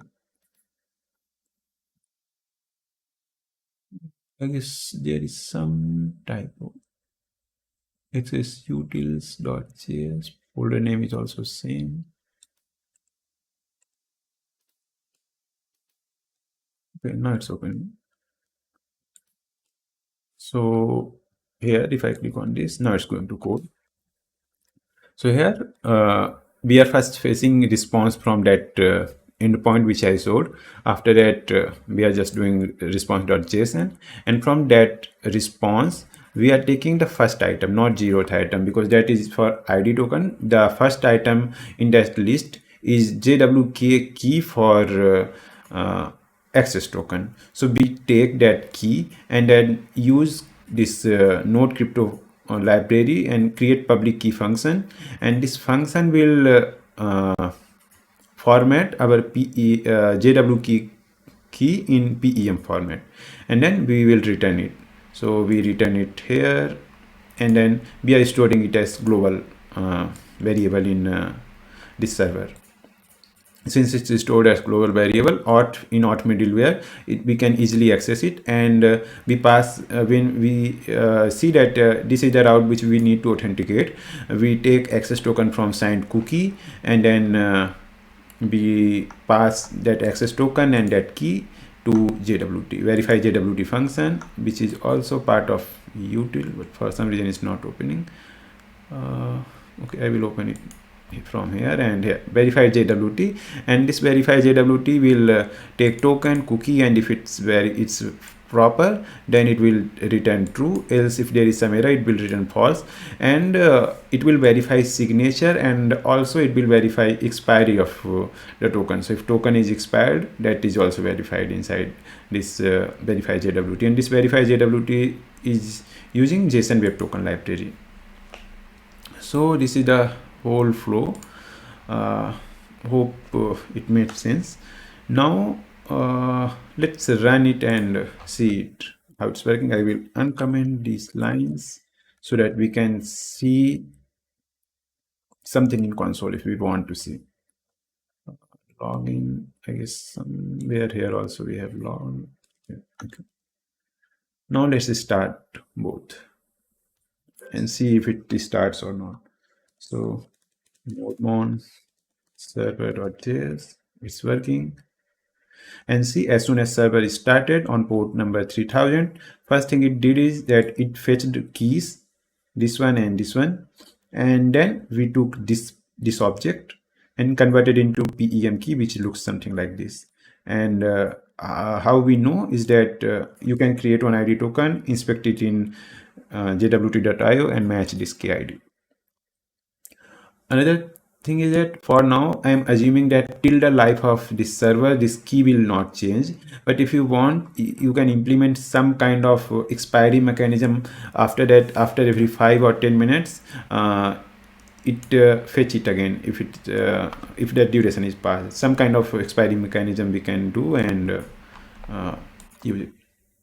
So front end is running, backend is also running. Now let's go here and see the flow. I will refresh. First thing is I will hit fetch to dos, and I got 401 because it's not token or login, and in our cookies there is nothing. Whatever is there I will delete it. I don't know how it came, but let's delete it, maybe from previous examples. So fetch to dos will yield nothing, it will say unauthenticated. Now if I hit login button, it sent us to login page of Cognito, and since it quickly redirected, we missed.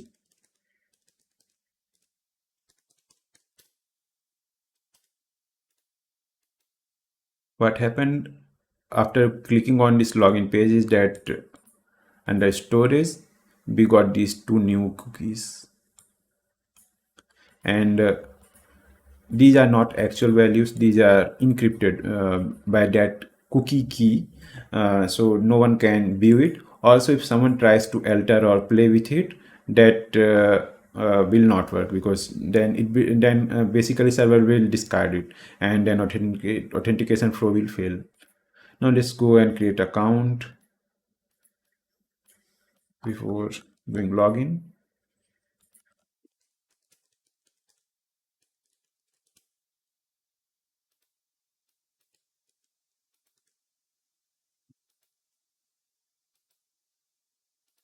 It will send OTP.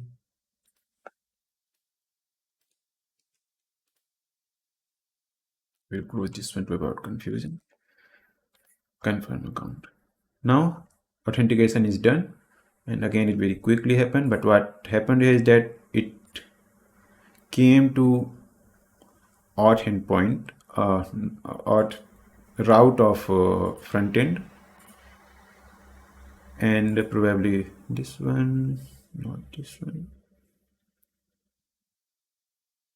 Okay. I think not able to see here, but it came to auth route, and under auth route from the parameters we took code and state variable and sent it to backend. In backend we can see something. So here we can see that this is let's see log. It might be coming from token function, token route. So here we have logged state. So this is state value. We can see that it's completely different from cookie. And then we have code verifier, and then we have this current URL, which is URL of the auth route of frontend. And then we pass it and return a token. So by now, if we see cookie, in cookie we should be able to see access and ID token. Here we can see access and ID token, and refresh and access are HTTP only, and this one is not HTTP only. Means it can be read from client code, client JavaScript. Now let's clear it, and now if we make call to fetch to-dos, it failed for some reason. Let's see why it failed. Cannot read properties of undefined includes in server.js, line number 94. Okay, looks like there is some bug. Line number 94. Okay. Okay, I'm missing a string literal here. I will add. I'm missing optional chaining, so I will add it here. Restart it. We have valid tokens, so it will no need to log in. I will fetch to-dos again, and it worked. We got response as task 1, task 2, task 3. So this is the flow. Now we did authentication. Now suppose if we want to use groups feature of Cognito Userpool to do authorization also, like if some user is part of admin group, then grant them admin privileges and show them some more response. So suppose for normal user we should be show task 1, task 2, task 3, but for admin user we show them admin task 1, admin task 2, and admin task 3. So let's do that also. I will go to Userpool. Under my users, under my groups, I will create new group, and let's call it admin, and then users, and this user. Here I'm using Cognito groups feature to do this thing, to classify or to do authorization, but we can also use this user attributes. So instead of adding user in the group, we can add some attribute which tells that this user is admin. Like we can add one more attribute as is admin equals to true. So there are multiple ways to do it. For now I will just attach this, add this user in the admin group,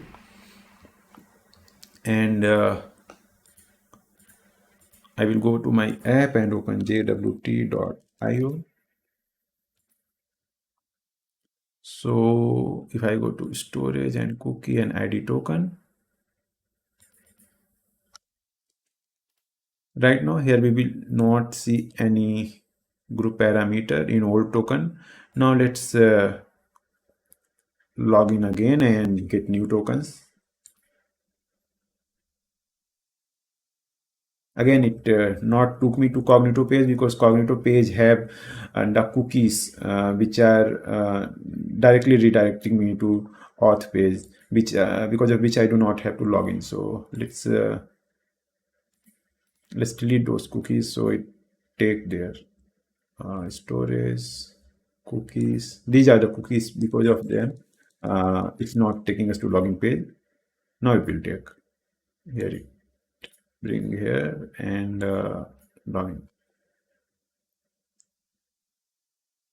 Now I will copy the ID token,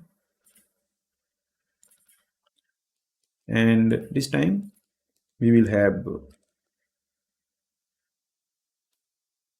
Cognito group information here. And the key ID which I was talking about, here we can see in the header, we can see this is the key ID, and this key ID will be matching with this one for ID token, and for access token this will be the key ID that we are using in backend. And so what will happen now in access token, we know that access token payload is just JSON encoded, JSON value converted into string and then encoded into base 64. So what we will do, we can use JSON dot JWT, means we can use this JSON web token library, and it provides JWT.decode functionality also. But here I just wanted to show you that it's just base 64 encoded value, and we can use it directly also. That's why I did it like this.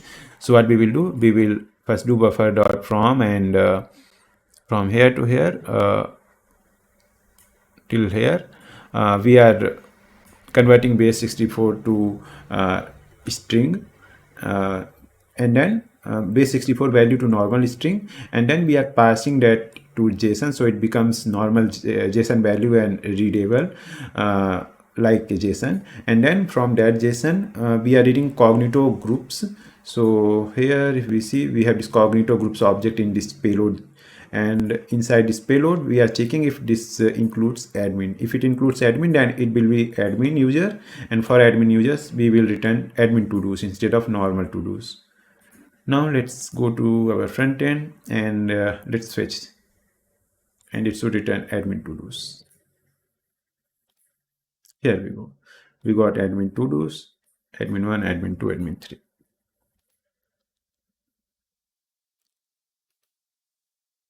So now we are done with all three ways to use OAuth flow of Cognito. Here is assignment for you before we move on to next section.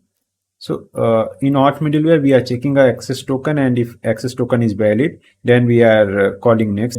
If access token is not valid, then we are sending 401 response. So what you can try to do here is that you can try to use refresh token to use refresh token grant flow and get new pair of ID and access token and use them. So what will be benefit is that right now, after expiry of access token, we are asking user to log in again quickly. But if we do that, then the duration between user have to log in will be maximized. Now let's see how to use Google login with Cognito.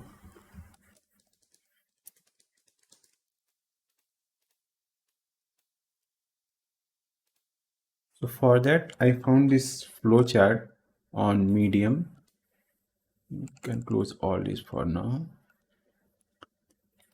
So I found this article on Medium, and this is the flowchart for the authentication flow when we use Google or any other third-party identity provider with Cognito.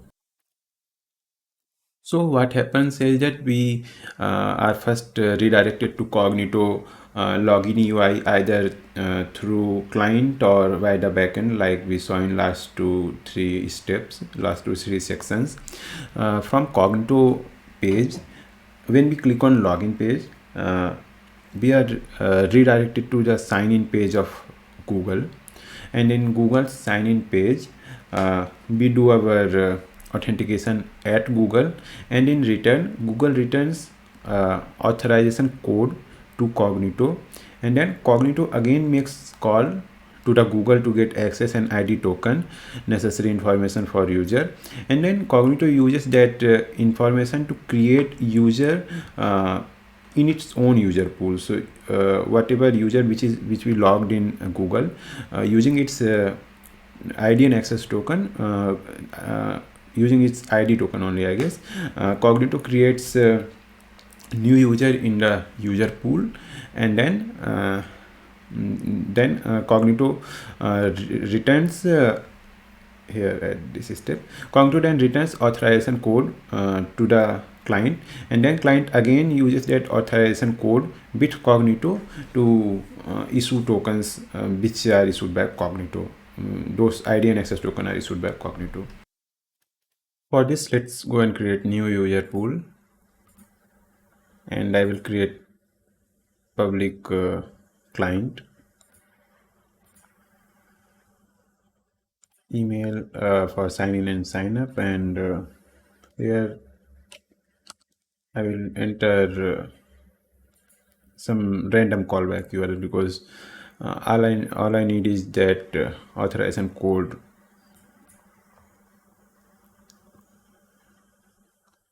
Now go to overview. In app client, we have this client, and if we go to login pages, right now we have only Cognito as identity provider available, and we can add Google by going to social and external providers, add identity provider, and then selecting Google. Now we need to add client ID for Google and secret and scopes. So if we see this diagram, we have this Cognito client here which is interacting with us. Similarly, we need to create one client at Google side also, where which will interact with Cognito for giving this authorization code and information. For that, we need to log into Google Cloud account. So for this, you don't need to have a paid version. Even with free account will work. So I will search Google OAuth client console. It's console.cloud.google.com, and here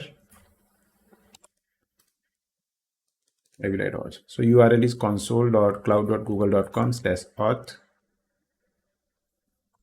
and here we need to create new project. So I will call it, let's call it Cognito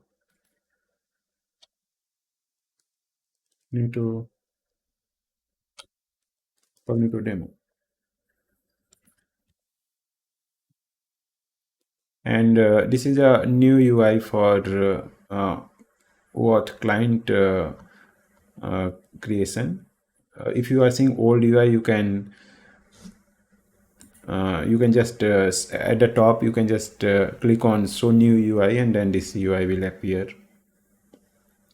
So let's go to clients, and to create client, first I have to set up branding. It will take me here. I have to enter app name, so let's call it demo. URL, I will enter this URL.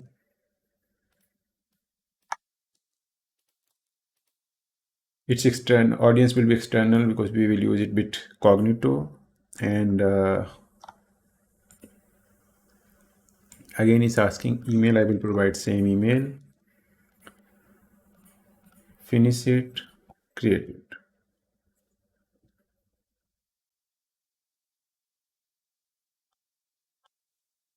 Now after this, we should be able to create OAuth client. Here it's here we have option to create OAuth client. I will click on it and select application type as web application. We'll leave everything default. We need here authorized redirect URIs. So here generally what happens with Cognito, only when we authorize at Cognito, authenticate at Cognito, Cognito sends authorization code to us directly. But when we are using Google as identity provider, when we authorize at this Google page, Google will send authorization code in this step number 7 to Cognito, which Cognito will use to get details and create user in its own pool. So for that we need to add Cognito's Cognito user pools domain name here with domain name with if I see here registration instruction, I will close this one. So under registration instruction we can see it should be your user pool domain name and then OAuth and IDP response. So slash OAuth slash IDP response. Then we can create it.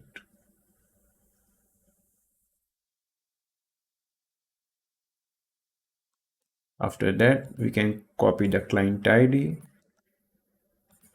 We can copy the secret by editing it,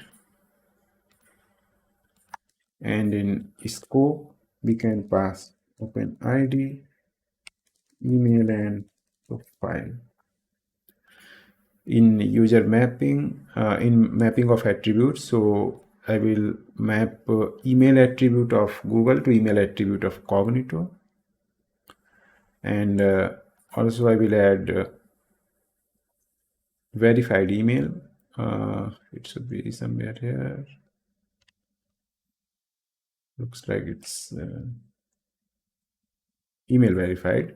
So email verified, I will map with email verified attribute of Google, and then I will create identity provider. Now we have configured Google as an identity provider at user pool level, but we still need to configure at client level. So I will go to client, my public client, and then login pages. Under login pages I will edit it, and here under identity providers I will select Google. So now we have both Cognito and Google as identity provider for this particular client, and now I will save and hit this button. In UI now we can see we have sign in with Google button, which used to not appear earlier. Now if I click on this button, it took me to Google page, Google login page, and when I select my email, then it will ask me that while continuing, I agree to share my name, email, address, language, and profile pictures. And when we pass email and open ID as a scope, so this profile picture, language, name, all these are getting granted because we are passing open ID as a scope. But for other scopes, means Google also have other scopes like calendar scope. We can see full list of scopes that Google accepts. So it's like Google OAuth scopes. There is web page, and here we have all scopes. But for now, we just need only this to create user in user pool. Now, once I click on continue, according to workflow, I am done till here. I did authentication at number 6. Now number 7 will happen. It happened too fast, but number 7 will basically go to Cognito, give a token, authorization code. Cognito will talk to Google to get the token and then create user, or if you're already there, it will update the user, and then will return authorization code to me as a browser, means as a user. I will see this code which is coming from Cognito. Now let's go and see if I got new user. Yeah, I got new user, and if I click, account is enabled, email is verified, provider is external provider. Even new group got created for this, which is called automated generated group for users who sign in using Google. Now I have code. Let's go ahead and get tokens for this code. So I will open Postman.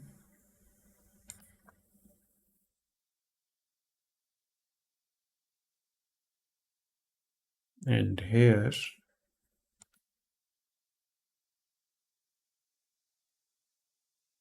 I guess this is the one, grant type, authorization, client ID. Okay, better let's go to that GitHub.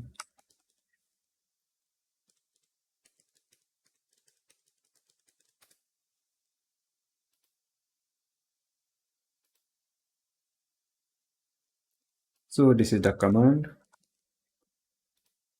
I have to fill the values. So first thing is code, authorization code, and after that redirect URI. So authorization code.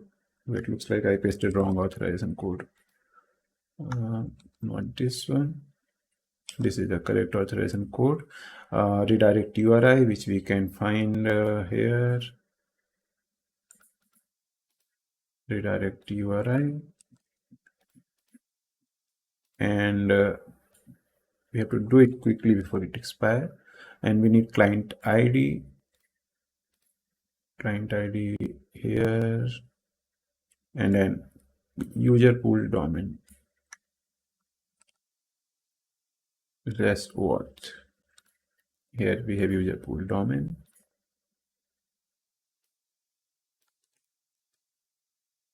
and then let's do the post call using Postman. So I will import, paste the curl, import without saving, and hit on send. Here we got ID token, access token, and refresh token. Let's take ID token and inspect its content.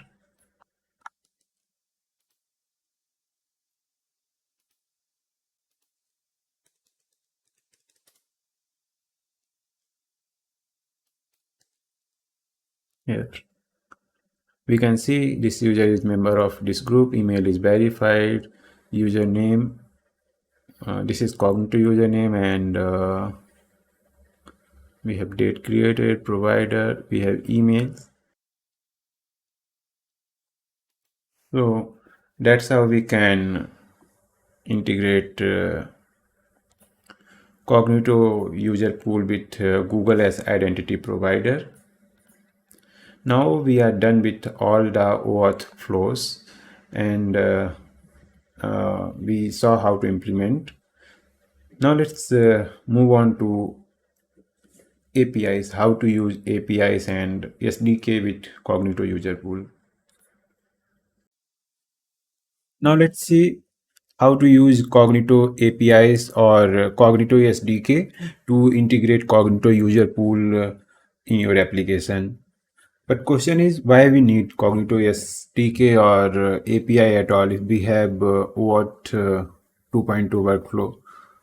So in many websites, you might have seen that we have in-page authentication where when you click on sign in or login, pop-up comes on same page, and within that website only you are able to log in. So for that kind of workflow, we need to use Cognito SDK, or we directly need to call Cognito APIs. Another purpose is for user management operations, like adding user to certain group, or editing user attributes, like we can have some role, some attribute named role, and we might want to change that attribute based on what permissions user have. So that thing we can do using SDK or API calls. Let's go to Cognito documentation and explore some APIs. So we will just search Cognito API, and here we have to go to this link, Cognito AWS Cognito documentation, and in documentation we will see API reference. In API reference, here we have linked to all SDKs, but first we will see some APIs before exploring SDK. So we can see these are all possible API calls to Cognito, and one of them is initiate auth. So if you do not want to use OAuth flow, you directly want to do login using username and password from your front end or from your backend, then you can use this initiate auth API call. And syntax of or format of this API is this. We post to this URL Cognito IDP region and .aws.com, and we pass in header AWS Cognito identity provider service .initiate. And since this call is for private client, we are also passing credentials, but we are going to try it with public clients. So let's see if there is an example for public client also. Here we have this one. So it's in this format. I have converted it into Kyle for easier reading, and so we can directly use with Postman. So this is the API call. We have to do post call to this API, which is Cognito and region and .aws.com.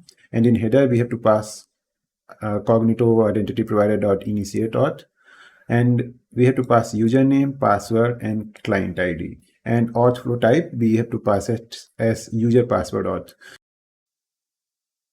Let's go and create a new user pool. We will create public client, and for sign in and sign up email, we do not need callback URL for now because we are not going to use OAuth workflow. Now here we are going to use initiate auth API, which is equivalent to login API. There is also API to create user, which is called sign up API. But since we are going to use login API, we should create one user here. So I will create user.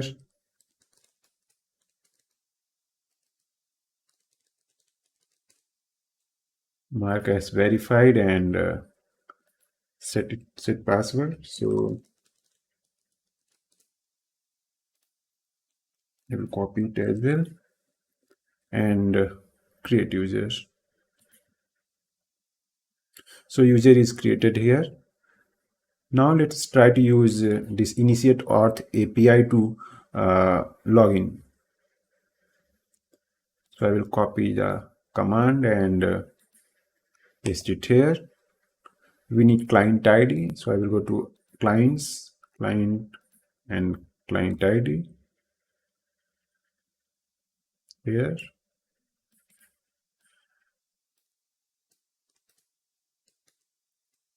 Next, we need username and parameters. So username and password. So username is the email that I entered,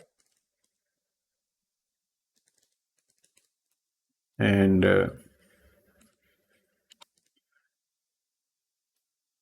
password.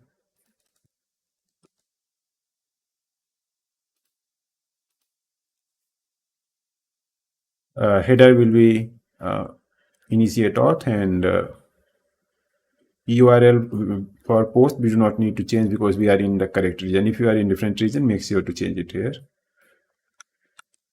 Let's copy it and paste in Postman and make API call. Here it says invalid parameter exception, username password auth flow is not enabled for this client, which is correct. We had still not enabled. So I will edit the client. Make sure to edit the client, not login pages of client. And here we have to enable user, allow user path auth, user password auth. It means if someone is trying to log in using username and password, let them do it. So saved it. Now if I do the call, here in response, it says instead of giving the tokens, it's saying challenge name as new password required, because we created user first time using Cognito pool, using console. So when user logs in for first time, it will ask to reset the password to new password. That's why instead of giving token, it's asking us to do this challenge. So let's see if there is some API for completing the challenge. So challenge, no, it's not here. Here we have respond to auth challenge API, and this is the at bottom somewhere we should have simple example here. Respond to auth challenge, and we need to respond for new password required. And this sample is for email OTP. Let's go up and see somewhere client metadata, challenge response, and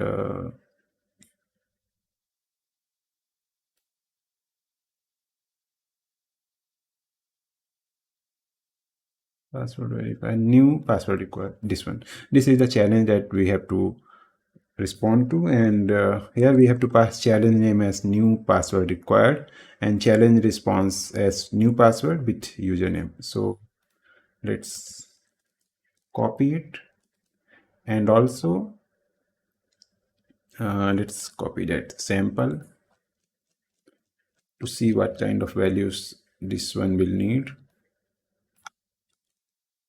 And we will modify the above curl command.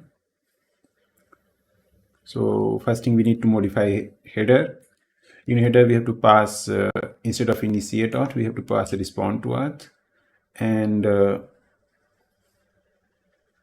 username here instead of auth parameters we have to pass, first we have to pass challenge name. So challenge name will be required password. I will cut it and put it here. Auth parameters we do not have to pass because it's not auth flow. These two things are not required. We pass challenge name, client ID. Next thing is challenge response. So I will put it here, and yeah, under new password, let's use new, and username is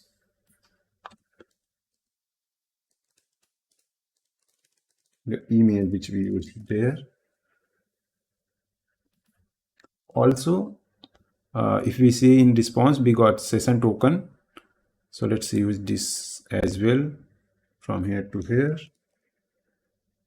and just below this,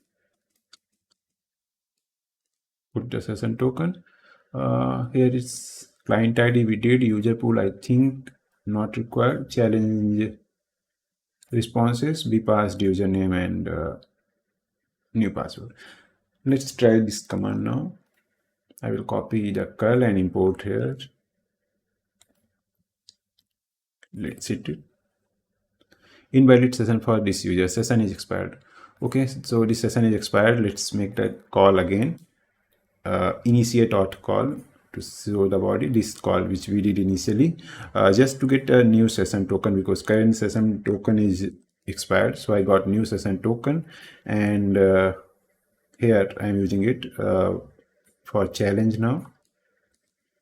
Let's see if it works. It worked, and after completing the challenge we got access token, ID token, and refresh token. So similar to OAuth flow, here also we will get all the JWT token, and process of JWT verification will also be same, just the way we were getting user specific JWT tokens, that is changed. Now one interesting thing here, if I go and try, it will fail because we changed the password. So it will work now if I use new password. It's working. So what we saw is that we can come to this list of API call, API actions, and depending on our requirement, we can do the API calls. Now we saw the demo in live how confusing API calls can be. To make the development process faster, we have Cognito SDKs. So Cognito SDKs are wrappers built on top of the API calls which we just saw, and they had just defined some pre-built functions, and those functions actually do API call for you, and those functions are available for many languages like if I go here, these languages are supported: Java, JavaScript, PHP, Python, Ruby, Kotlin, .NET, C++, Go, and command line interface. So let's explore SDK now. I will use JavaScript SDK for Cognito, and here it's not looking good. So what we can do, we can search AWS JavaScript v3 SDK Cognito, and this UI is really good. Here we can see all the APIs. So if I open it in parallel, here whatever the actions we saw, now for all the actions we have these functions available, and we can use these functions in our code. To give a demo, I have already created one React application. Here Userpool SDK, and it's already running.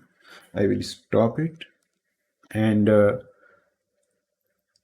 here if we see, I have not done anything. We have app.js as it is, and in package.json I have React dependency only. So what I will do, I will go ahead and install Cognito Identity Provider, client Cognito Identity Provider from AWS SDK. So it's installing. Till it's installing, I will update my code also. So here in this repo only, I have updated the repo with Userpool SDK, and for this demo, I just need to update app.jsx only. I will just copy and paste as it is here, and let's use same client, I mean same user pool for this purpose also, but I will just delete the user and recreate it. This user, delete user, disable, delete, and create it again. Confirm, mark as verified, and password.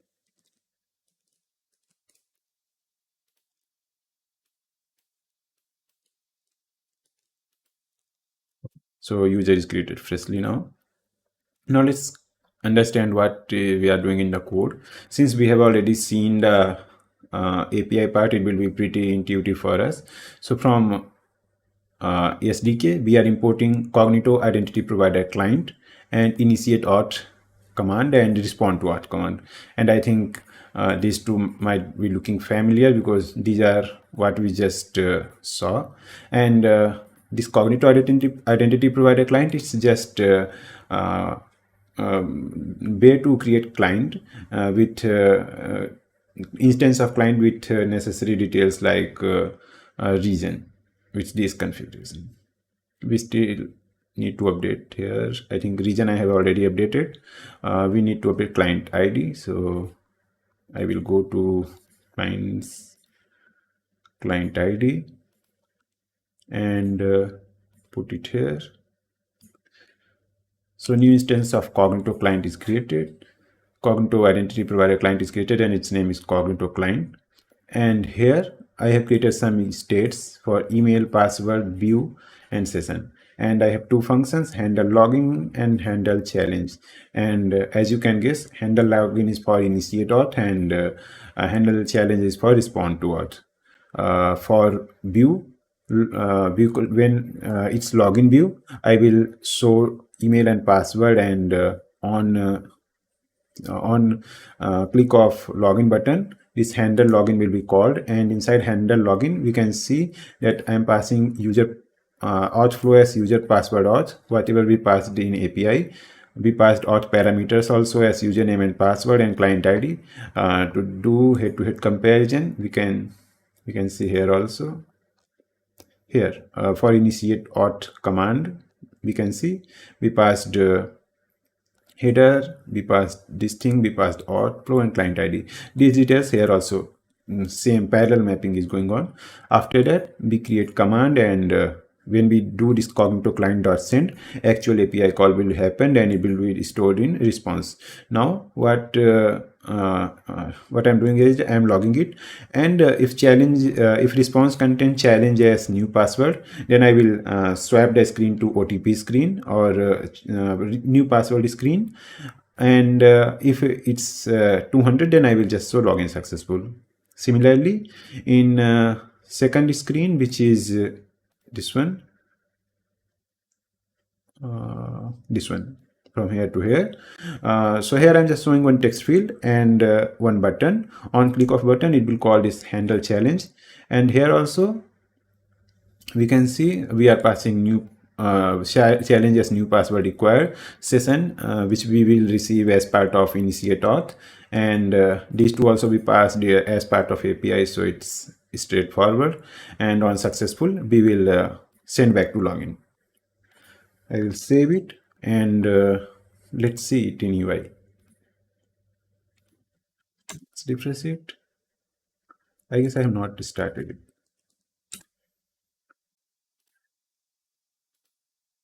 Okay, we got UI. We have let's open network tab, and here we can enter email. So I will enter my email and password. Now when I hit login API, it says 400. I had not expected, but let's see why it's saying 400. User password or flow is not enabled for this client. Okay.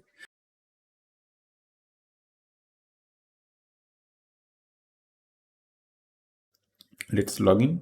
Now we got 200, and this is what we got in response. We got challenge name as required password. That's why view is changed, and now here I will enter my new password, and I will save. Before saving new password, here we can see under request, these are the parameters that we pass. These are exactly same for API, whatever we do it when we did the API calls.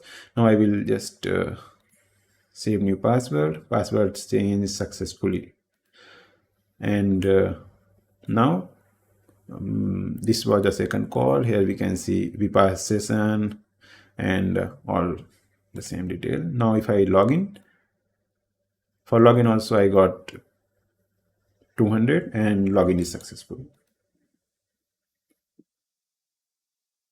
So this is what Cognito, yes, this is how we can use Cognito SDK in our client, in our application. And here I'm using React, and means I'm using front end and public client, but we can also use private client and do same thing in the backend. But when we use private client, then we have to handle client secret also, and that you can check in the documentation. Maybe as assignment, you can try to do it in server side on your own. Now let's move on to next section. We are done with both flows, auth 0 and SDK way. Now let's see one use case of Cognito Userpool with API gateway. So let's see how we can secure AWS API gateway using Cognito Userpool.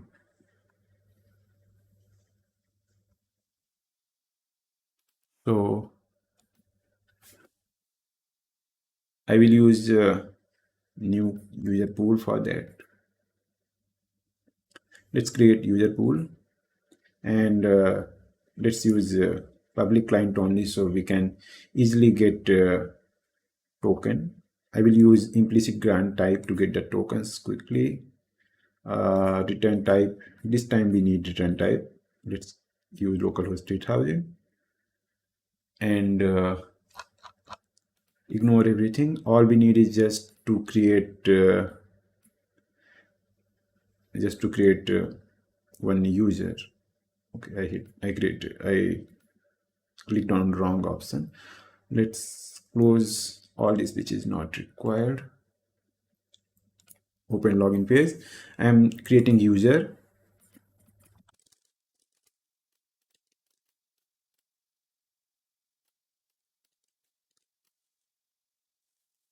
Now our Cognito pool have one user. Let's go to API gateway.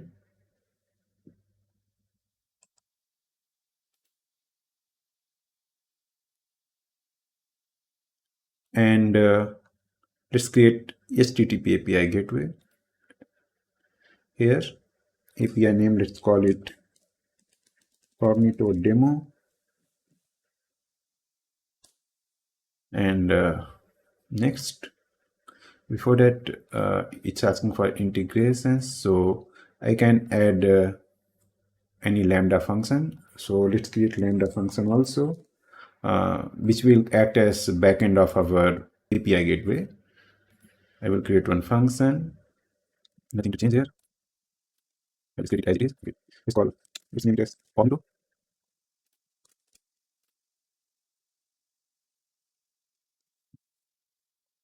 So what something will do, it will just return something hello world, or it will return hello from Lambda.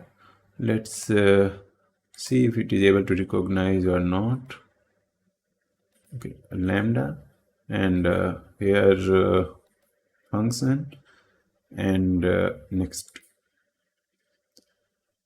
add route, get route,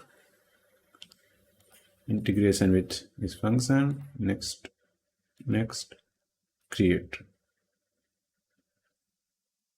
Now we have this API gateway with Lambda as backend, and I can invoke by clicking on this URL, and I'm able to see hello from Lambda. But suppose if there is some thing behind this API gateway that we do not want to show to rest of world without having some kind of authentication. For that, we can use Cognito with API gateway. So for that, I will go to Authorization, Manage Authorizer, Create Authorizer, and here I will use JWT Authorizer. And name, let's call it demo, and issuer URL. So we know what is issuer URL. We need to go to Cognito page, and here we have token signing key URL. This one we can use, but no need to do this one. Till here only sufficient.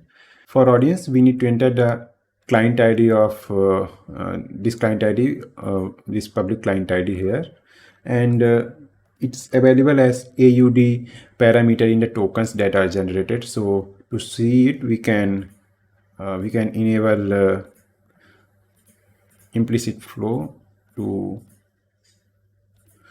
get tokens in the browser, and to get tokens directly in the browser URL, I'm using implicit flow. Otherwise, I have to make one extra API call using Postman.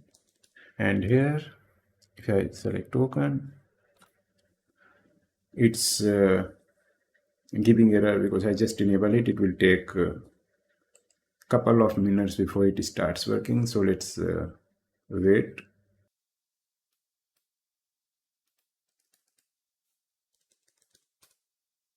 Okay, now it's working. Sign in and the password. We got the tokens,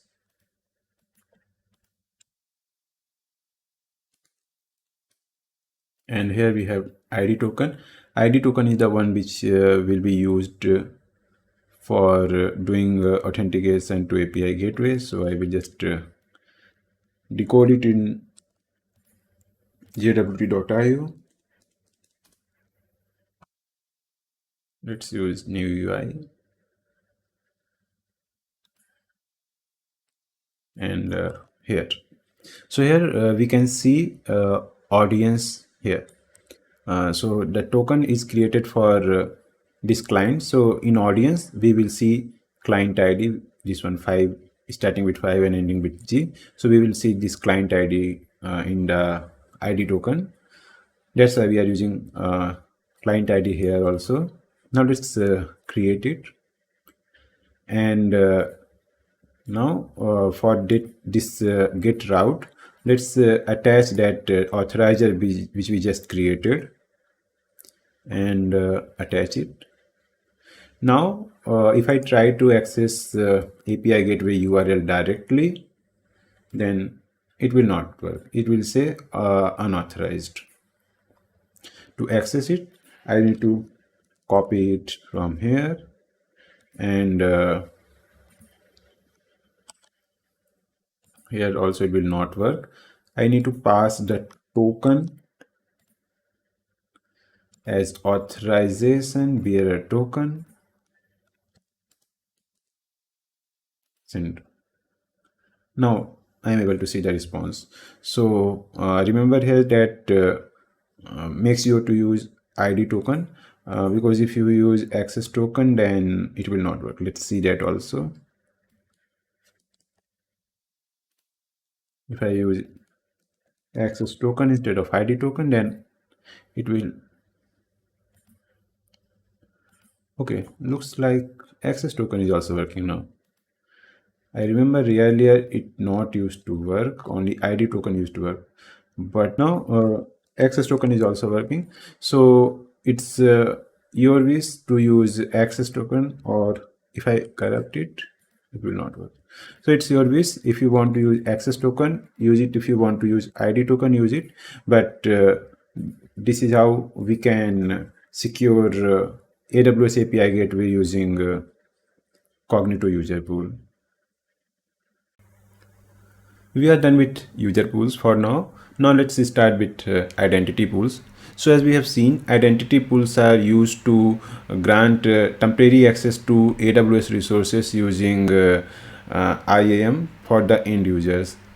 And we have also seen the workflow. So workflow looks something like this. We create ID pool, Cognito ID pool, and with ID pool we configure certain type of identity providers like Google, Facebook, or Cognito user pool.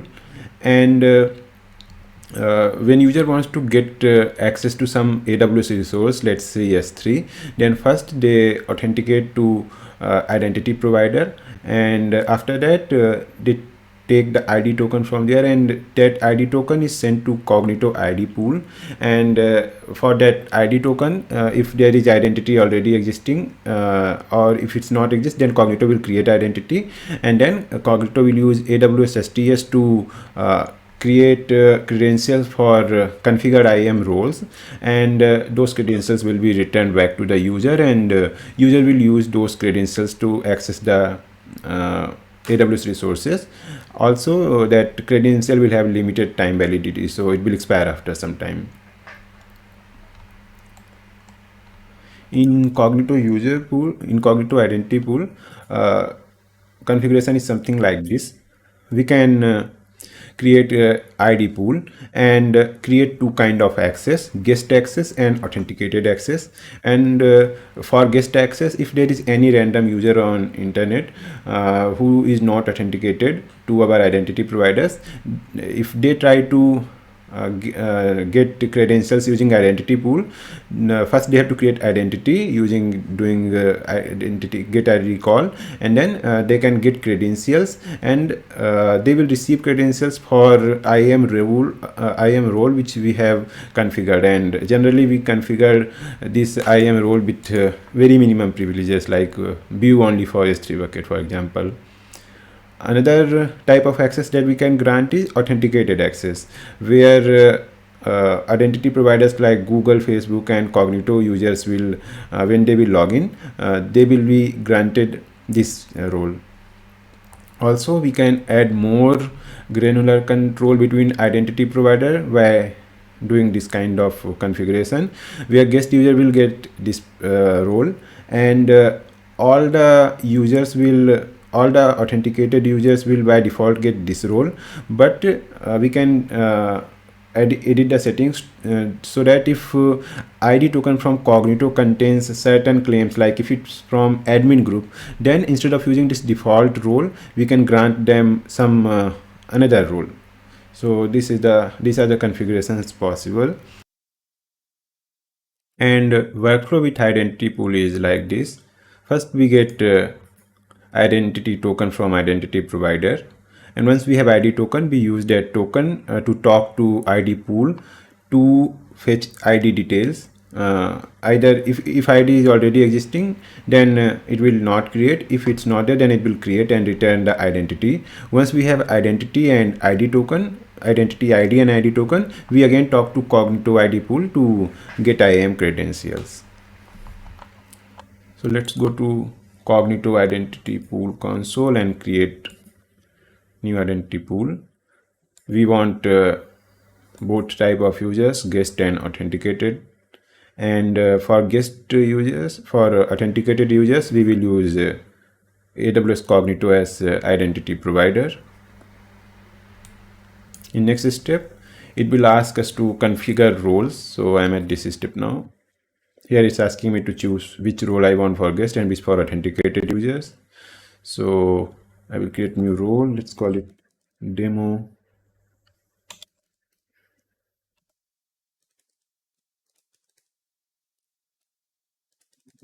role. And this one, let's call demo guest role. And these are the policies which we are getting created. So for authenticate role, this is the policy, and for guest, this is the policy which is being attached. And in action, we can see get credential for identity. So this action will allow us to get IAM credentials for this IAM role using ID pool. Let's go to next step. For now, I'm keeping both as same. Later, we will go to IAM dashboard and attach more policies for authenticated role. User pool ID. So it's asking which user pool I want to use. Let's create new user pool. For this demo, I will use public client.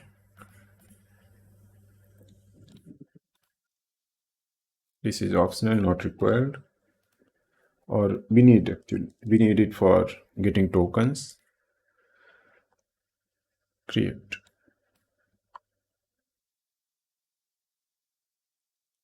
I will skip. Also, to get tokens quickly, I will go and enable implicit grant and save it, so later we do not have to do. Now client ID is this one, and user pool ID is this one, AP South H73. So we see here AP South H73. Let's copy and paste it.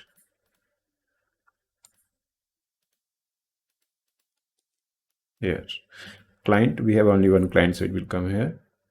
And all of the settings we will keep default. Next, user pool name, let's call it my first ID pool, and rest I will keep default. Review and create. Now we have identity pool here. We got one identity pool, and AWS automatically created these two roles for me and attached to their respective identity providers. So if I go to identity pool properties, I guess user access, yeah. So under user access, we can see for authenticated user we have this role, and for guest users we have this demo guest role.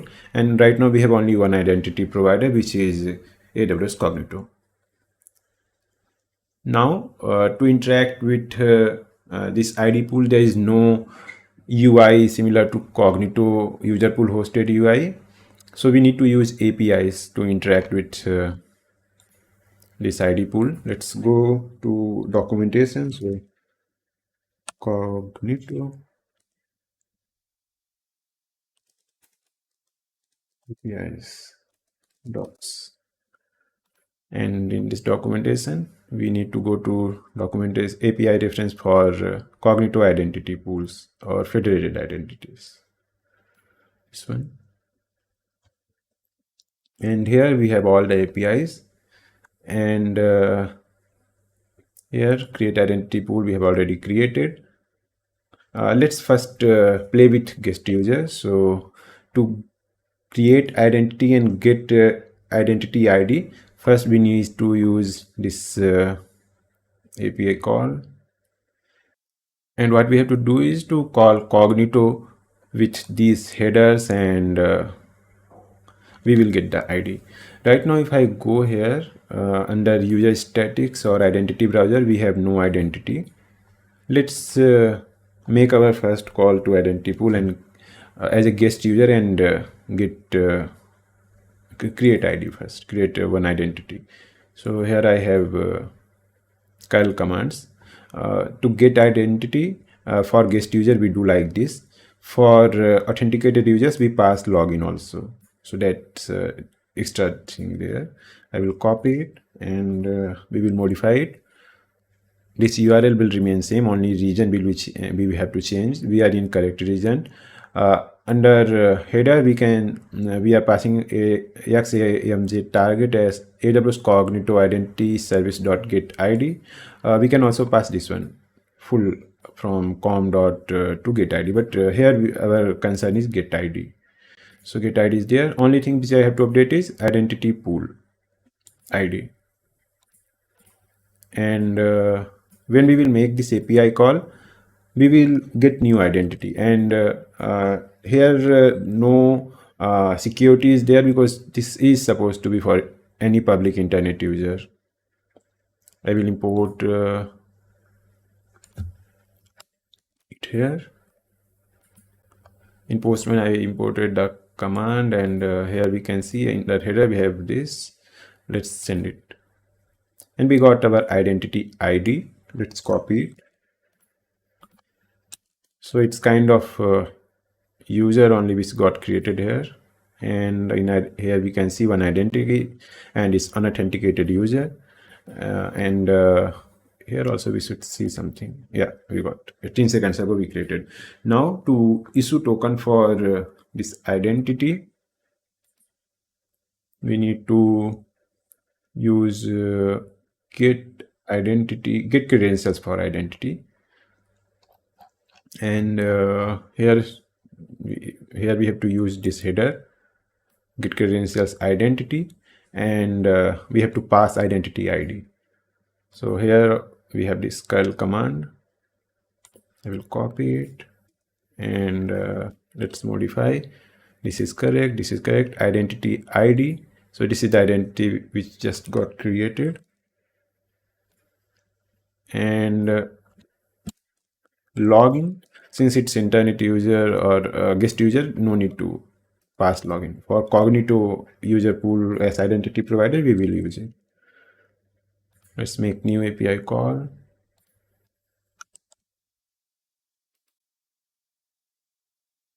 And here we got access key ID, expirations, secret key, session token. And if I go here, now let's create one user in user pool and use identity pool with user pool as identity provider. Also, before doing that, let's go to user access, and for authenticated users role, let's modify this role to add some permissions. Here for unauthenticated user we got these credentials, but since this user do not have any policy attached to it, it will not be of any use for now. So for authenticated user, let's go and attach some policies. By default, we have only this for creation of credential. Now I will add one more policy, and let's call it S3 list. So it will be like S3 read only, and if I see inside it, we have get list. It will allow to list all buckets and get all objects. Let's add it, and now we are ready to create our first user in Userpool. Let's go to app client and login pages. Response type I will change to token.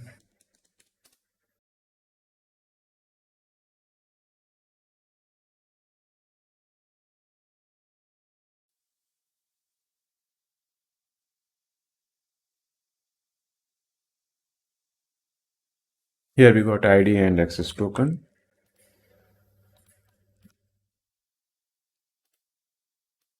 Let's paste it here, and ID pool is from ID token is from here to here.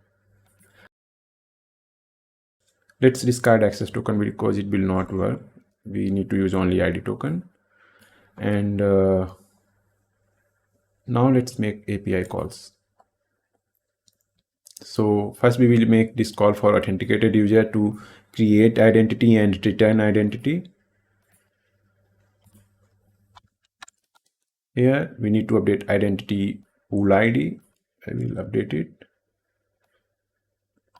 And under logins, we have to do Cognito IDP region.aws. So we need user pool ID here. Let's go to user pool here, and this is the URL which it wants. Let's see if it's in format. Okay, so we have to copy from here to here and paste it here. Also, let's update ID token.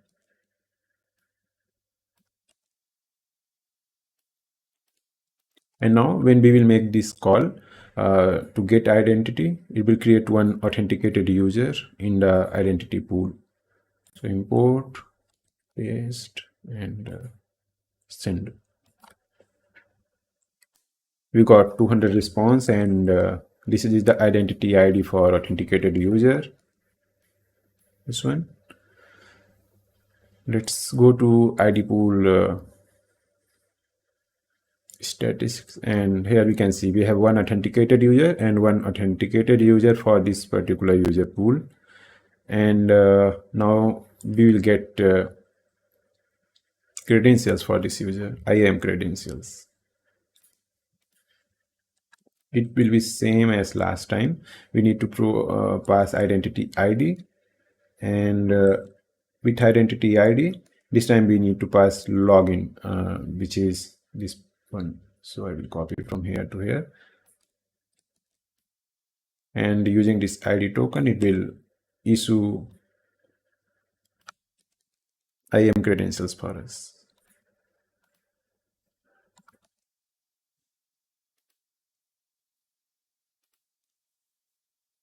It says identity ID failed to satisfy the constraint.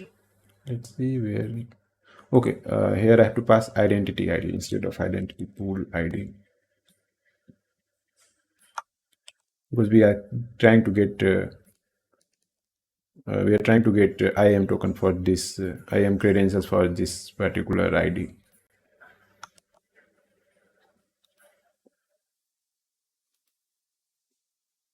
Here we got credentials, access key ID, expiration, secret key, session token, and identity ID.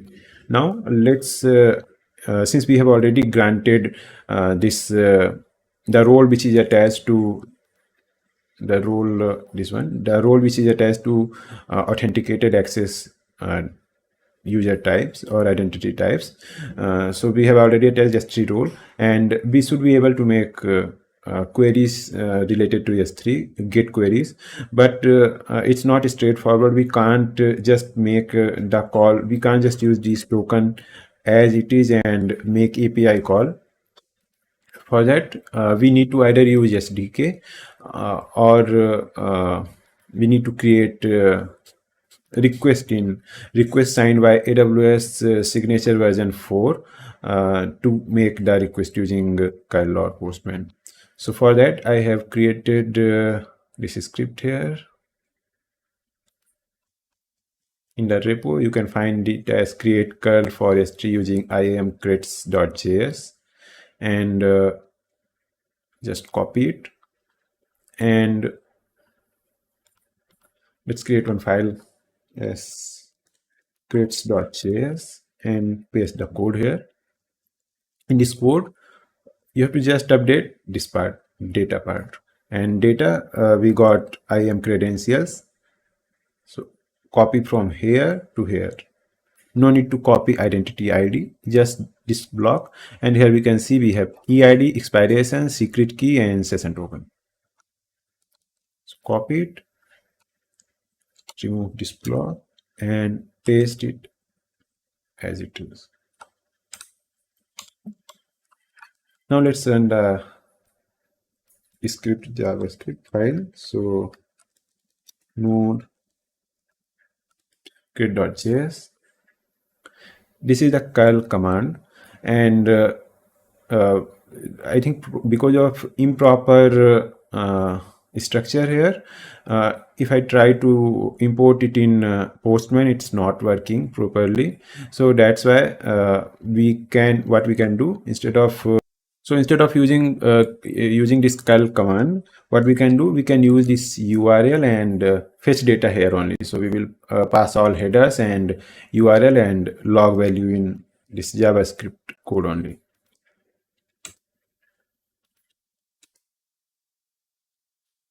Here we got 200 response and list of all buckets which we have in our account. Now let's use Google as identity provider for our ID pool. And here at root of repo, I have link for the Medium article.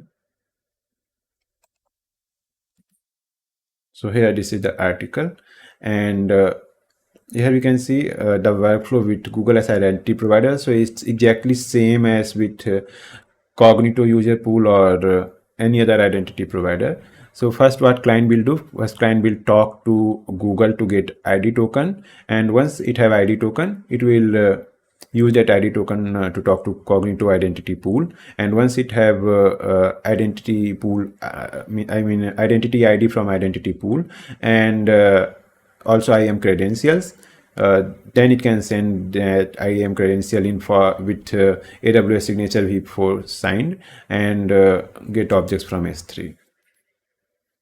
So let's go here and under user access and the identity providers, let's add identity provider which is Google, and here we need Google OAuth client ID. So let's go to Google and create it. So search for Google Cloud Platform, and again you don't need any paid account here, free one will work. So modify this URL as console.cloud.google.com/auth, and it will take you here. For this project we have already created one client, so let's create new project and start fresh. This time call it ID pool demo and create.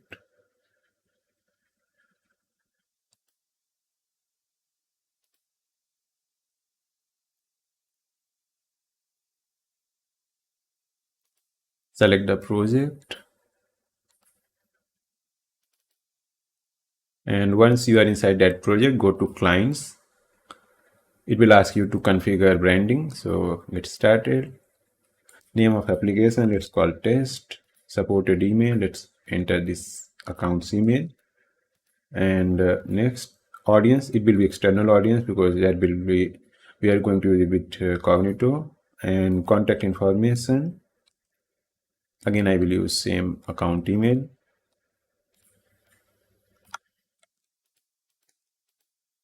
Agree, create.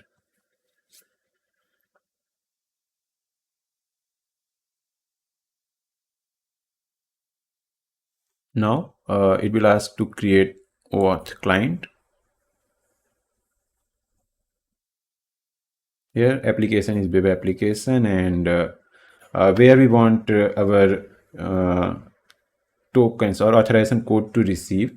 So in this flow we can see that it's the responsibility of client here to get an exchange token. So no need to specify, similar to user in Userpool we specified Userpool's IDP response URL, but this time since client is doing all these things, we can request authorization code in our own local host.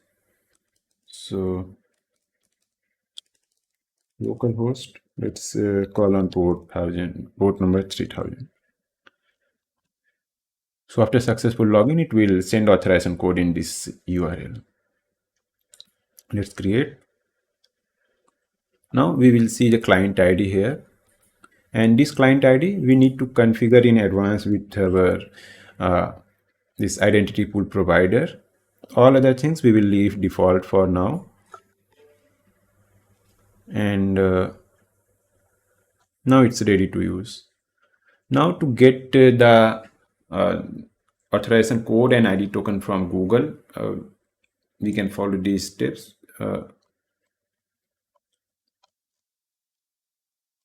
Here.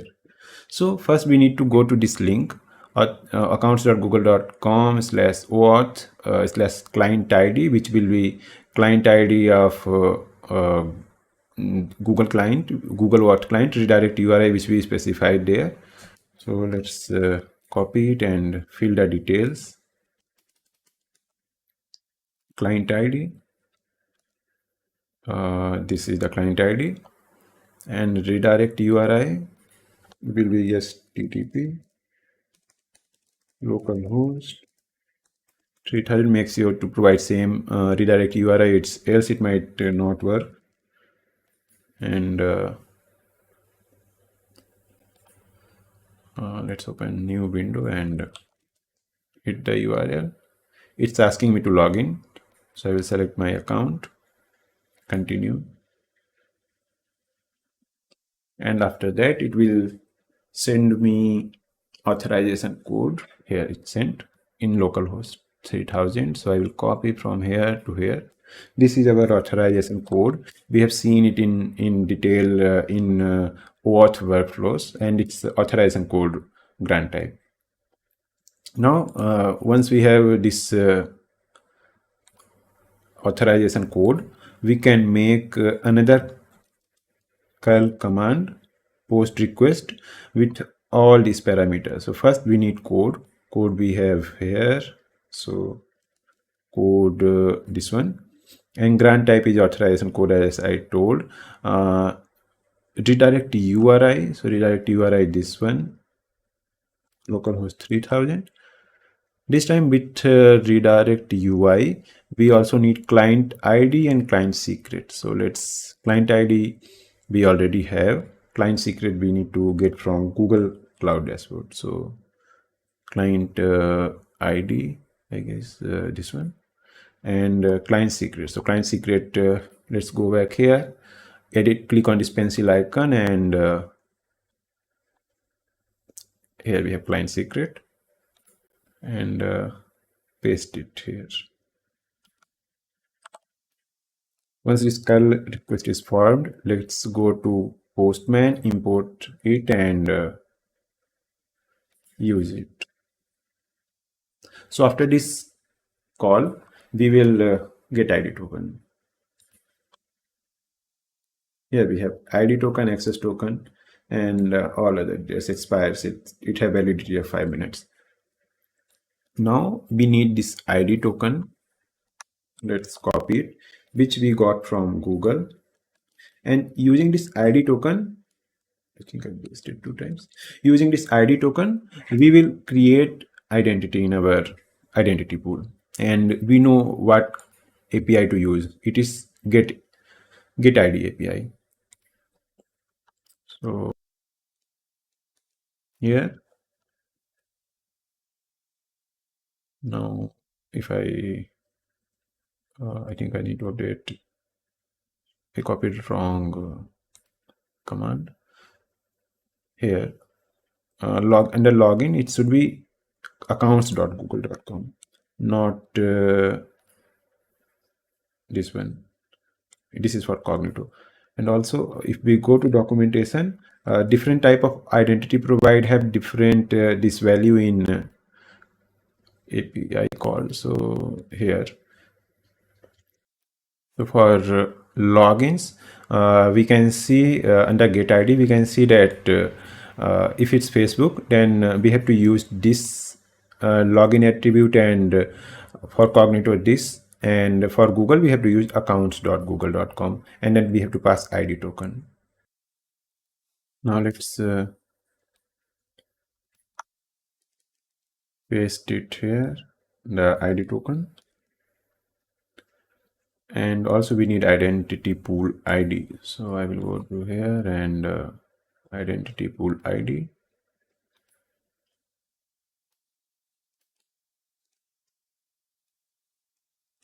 This is extra. Let's make API call to create identity using this Google identity provider. We got identity ID with 200. It means it created identity successfully. Now let's see user statistics. We have one from Google, one from Cognito Userpool, and one is unauthenticated user. And now let's make another call to get IAM credentials.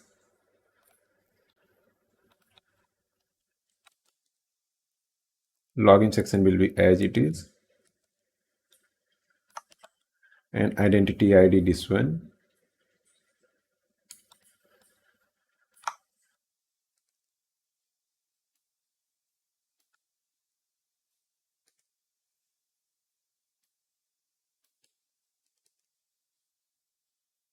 And let's make API call again. So here we got IAM credentials. We can copy these credentials from here to here, and then use this script for creation of instead we can use this script to make API call and get the response. So I will update the data and run the script. Here we got 200 response from bucket AS3, and these are list of all buckets in this account. We saw that for random user we can use this role. For identity providers we can use this default role, but if we want, we can also for some identity provider, if we want, we can also use some other roles based on claims present in the ID token. So here I have this ID token from Cognito.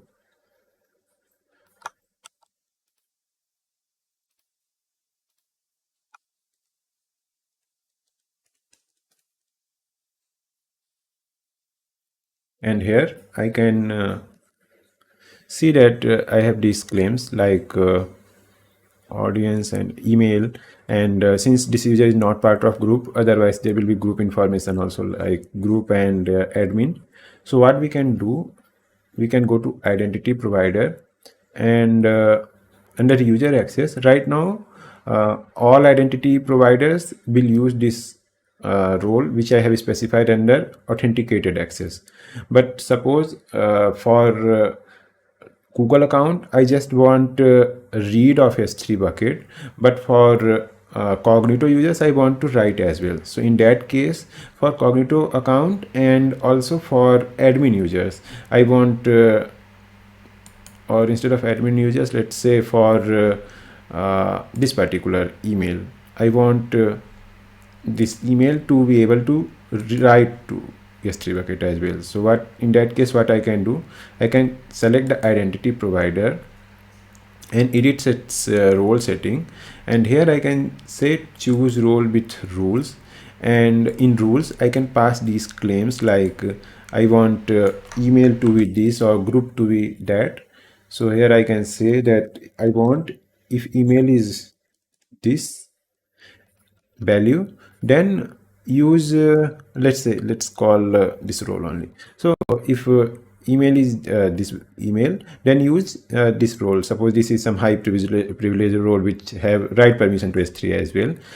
So what will happen for if ID token contains this claim, then it will use this high privilege users, else it will use this default user for authenticated users, default role for this authenticated users.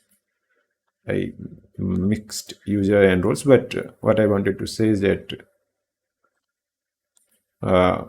for authenticated users, by default it will use default role, but if we specify some rules, then we can use some other roles also.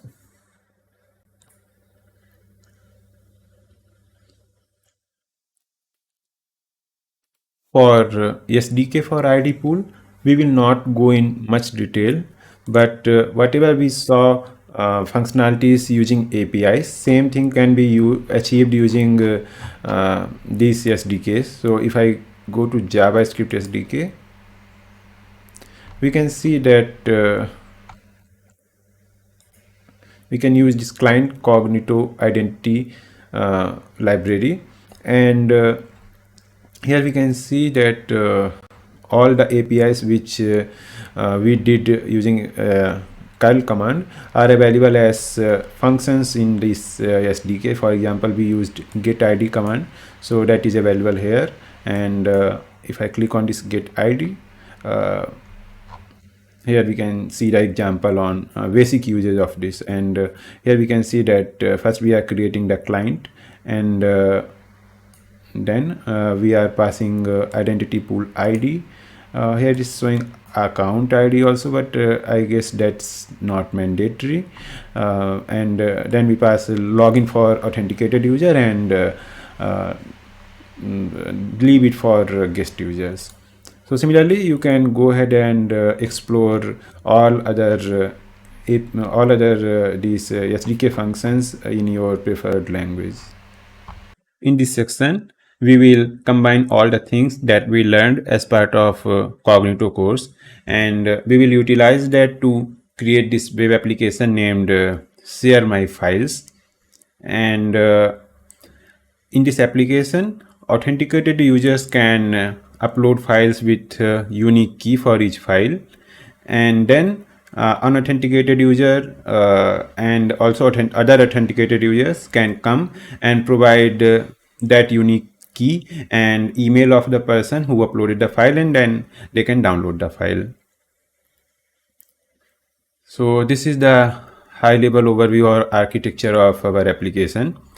Here we have two kind of users, guest user and logged in user or authenticated users. So authenticated users are those who log in using their password either by Userpool or Google as identity provider, and then they can use those credentials to talk to identity pool, and identity pool will give IAM credentials such that they can get and put to S3 bucket, and then they can get and put items from S3 bucket.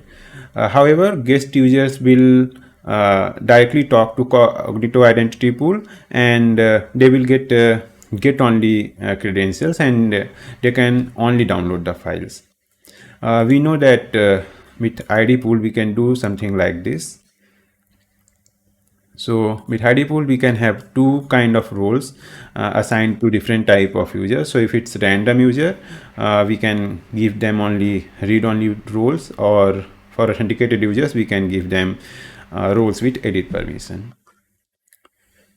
So this is the high level overview. Now let's set up the app on AWS.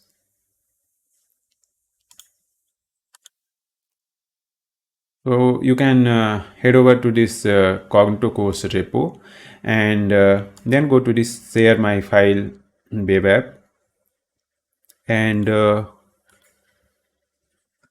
let's create a React project. So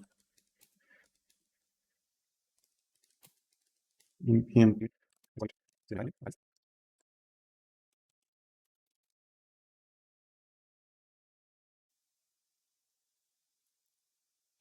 okay. Now let's copy the required files to this folder from GitHub. First thing we need is env file to keep our environment variables, which we will create at root of this ShareMyFiles .env, and we will fill this value soon. Coming to source, we need to modify CSS files first. We will not go in much details. These are just simple CSS files. I will just copy paste it. So app.css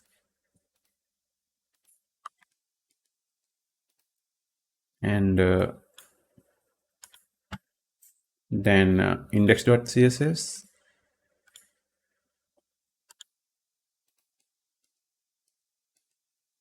Also, we are going to use certain dependencies, which are these 6 or 7 dependencies. Here we are using ODIC client TS and ODIC context library for managing OAuth flow for login purpose. These are for React DOM, and React Router DOM.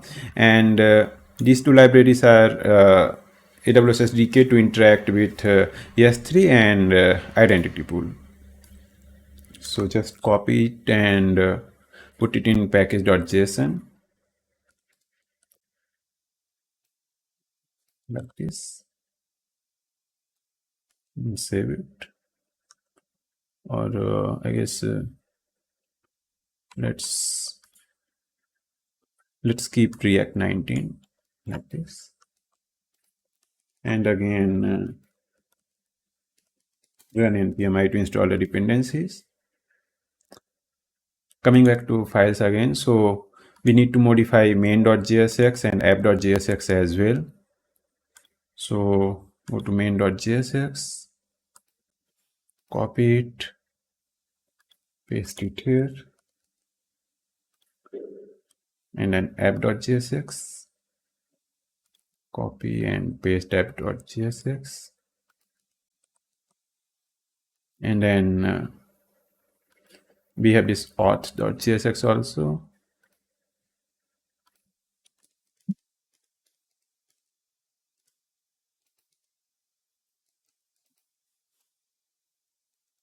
Okay, I guess we are done for all files now. I will just quickly go through all files to explain how this React app is working. So this is the main.jsx file, and here we are configuring two routes. One is the main route where all the activity will happen, and this auth route is just for OAuth protocol, where Cognito will redirect with authorization code, and then we will exchange the code. And in main.js only we are configuring the OAuth libraries.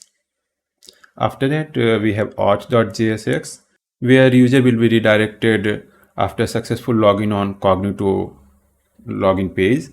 And also we are creating our identity in ID pool if user is authenticated successfully. And this is authenticated is coming from useauth hook, which is part of ODIC context library. So coming to this architecture, we are like this, we are authenticating and then we are getting redirected to auth route, and then we are talking to Cognito to create identity. At this point we are not getting actual token, we are just getting the identity from ID pool. At latest stages we will get the credentials. Now coming back to main.js, we have a home route which is part of app.jsx. So in app.jsx we have mainly two sections. One section is shown only to authenticated users so that they can upload the files, and this is another section where we have login buttons. If user is authenticated, then show them sign out, else sign in, and this part is for downloading the files, which will be shown for both logged in and logged out users. And then we have one more file which I forgot to create, which is utils.js. So let's create it, because this is the file which will contain all our important code to talk to S3 and Cognito. So let's create utils, and here utils.jsx, and copy the code. And this file have these four important functions. So we already saw that as part of auth.jsx we are calling this get id function, and this get id function will create identity in id pool. Another function we have is get IAM credentials, and this function will use the id which we have and the credentials which we have from Cognito user pool to get IAM credentials from identity pool. Means this is step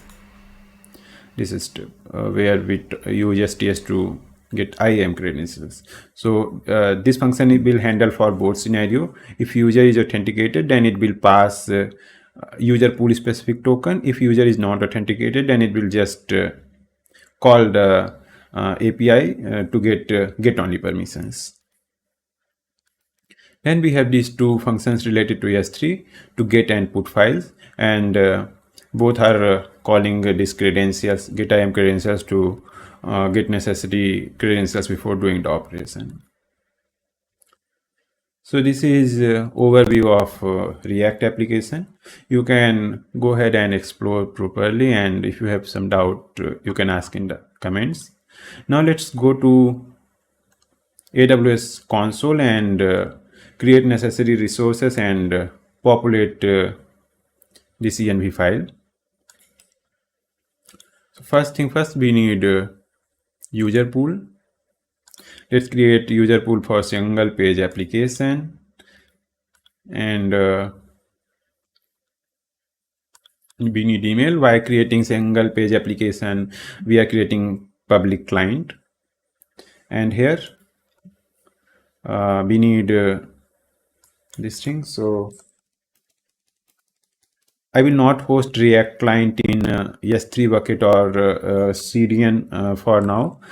So I'm using this local URL, but if you are using, if you are hosting it somewhere, then make sure to use that URL. And callback URL, we are using auth route. So this should be the URL. Now create it. URL contains invalid characters, maybe space.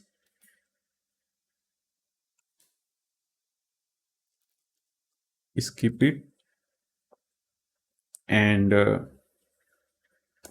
let's see what we need. We have region here. We need Cognito user pool ID and domain. So this is user pool ID,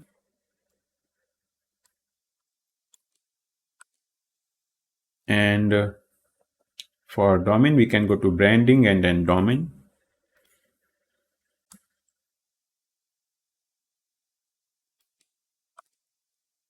Also we need ID of the public client which got created,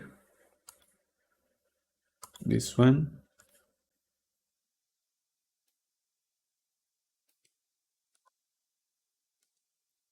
Save it. And also let's rename it. Let's call share my file user pool. locate it easily. So we are done with this user pool. Google integration we will see later. Now let's go and create this ID pool and this S3 bucket. So go to AWS Cognito ID pool and create ID pool. We want both type of users. For authenticated users, we want to use Cognito user pool as identity provider. Now here we are at this step now, where we will have option to choose what role we want for guest user and what role we want for authenticated user. So let's enter. For authenticated user, I will call share my file. Let's call share my file user, and let's call this one share my file guest. And these are the default documents where only one action is allowed, which is Cognito identity get credentials for identity. And this action helps to use AWS SDS to create credentials that ID pool can return. So this necessary policy is already, this necessary permission or action is already allowed for guest user, and for this authenticated user. For both users we need to add some more permissions, which we will go and add in IAM dashboard. So let's save it here. ID pool, we need to enter which ID pool we want to integrate, because we shared, so we want to use share my file, and then we will share our public client. We have only one client there. Everything else we can leave default, and ID pool name we need to pass. So let's call it share my file, and ID pool is obvious. Save it and create the identity pool. Go inside identity pool and copy ID of identity pool and paste it here. Now before we go and create S3 bucket, we need necessary permissions. So we need to configure, we have created these two roles, but we need to add the permissions, and these permissions we can find here under resources folder. We have these two policies. One is for guest user and one is for authenticated user. So I will go to IAM. Here only we can see under identity pool, I guess user access. Yeah, we can see here for authenticated user is share my file user. So I will click on this IAM role and edit. Maybe I will edit this one only. Policy name, edit, and from here I will copy this one, authenticated. For authenticated users, this one was already there. Here we have one more JSON object, and it will allow to get and put S3 object, and for which bucket we will add here. So let's go here and update it. Ideally we should have created a bucket also, so we can put the name here, but let's call it Cognito, or let's call it share my file 123. I'm sure this name will be available. If it's not available, I will come back here and edit whatever the name which we create. For now, let's save it with this name only. Saved. Now close this tab and go back to ID pool. We need to modify role for guest user also. So this is the guest user access. I will go here and copy this one. For guest user, we can see we have again this one extra object, but this time only get object permission is there. So let's edit the policy and put it here. Also, let's update the bucket name. So it's ShareMyFile123 and save. Now we are done with IAM roles. Next thing we need is S3 bucket. So let's click S3 and create bucket. Bucket name we want ShareMyFile123. Everything else we will leave default, and yeah, bucket name is available and it got created. Let's go back to our env file and update this ShareMyFile123 bucket name also.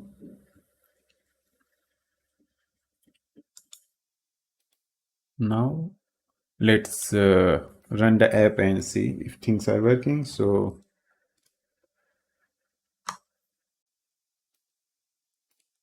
copy the link and paste it here. Here I can see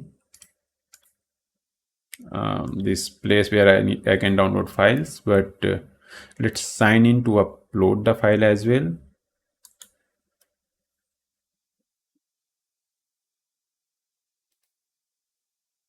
Here I need to create account quickly.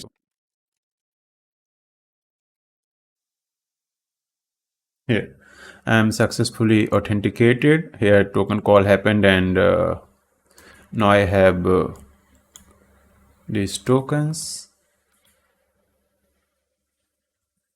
I guess it's in session. Yeah, I have ID and access token. So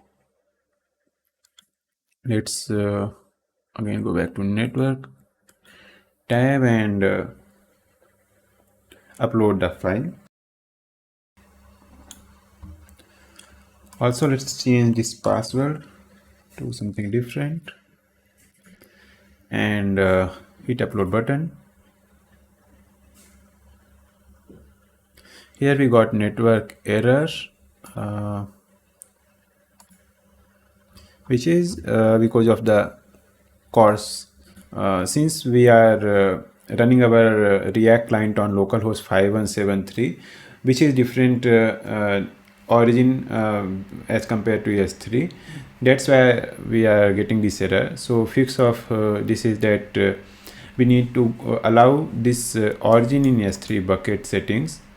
For that, go to resources folder and find this file S3 bucket cause, copy the policy, go back to S3 S3 permissions and scroll down to the bottom and find this cause policy, and here paste the policy. Here allowed origin is localhost 5173. If you are hosting on some other domain, then make sure to update the correct one here. Also we need get input for now. Let's save the changes, go back to objects, and let's retry to upload the file. This time file uploaded successfully, and secret to share is this. Let's go to S3 bucket, and here now we have file available. We can see that this is the file name, and last string like abc123 is the password which we passed, and from here to here is the hash of email ID of the user who uploaded the file. So now if someone wants to download this file, they must know this email and this extra string which will act as a password. So let's go and let's copy this URL and act as a guest user by opening private window, and now let's Cognito.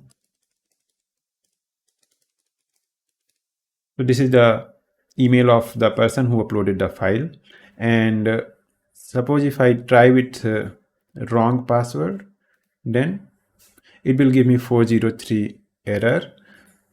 So I need to enter the correct password which I got after uploading the file. So this password will be whatever password I entered plus its extension of the file. Let's enter and download. So here I got the file and it's empty because I had not added any content in the file. Now let's close it. Coming back to the architecture, now we are able to log in and log in using Userpool and talk to ID pool, assume the role and download and upload the file. So as authenticated user also, I will be able to download the file. Here I have to just do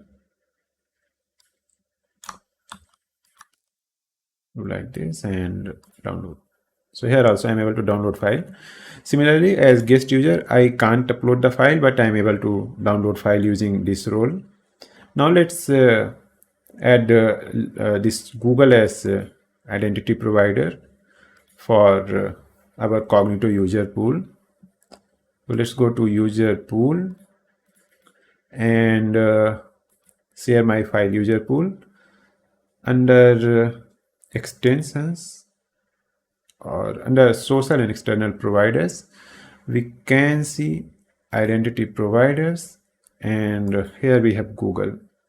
Now we need to configure OAuth client from Google side and get these details. So let's go to console.cloud.google.com/auth. Okay, let's replace by auth and we will open Google Auth platform. Let's create new project.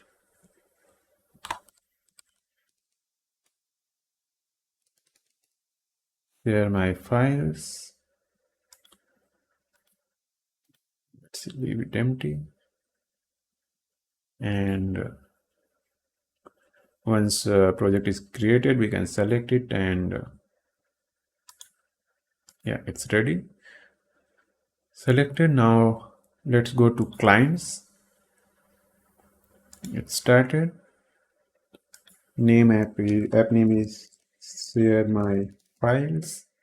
Support email is this. Next, audience will be external because user pool is supposed to use it. Email Cognito course internet. Next, agree, continue, date.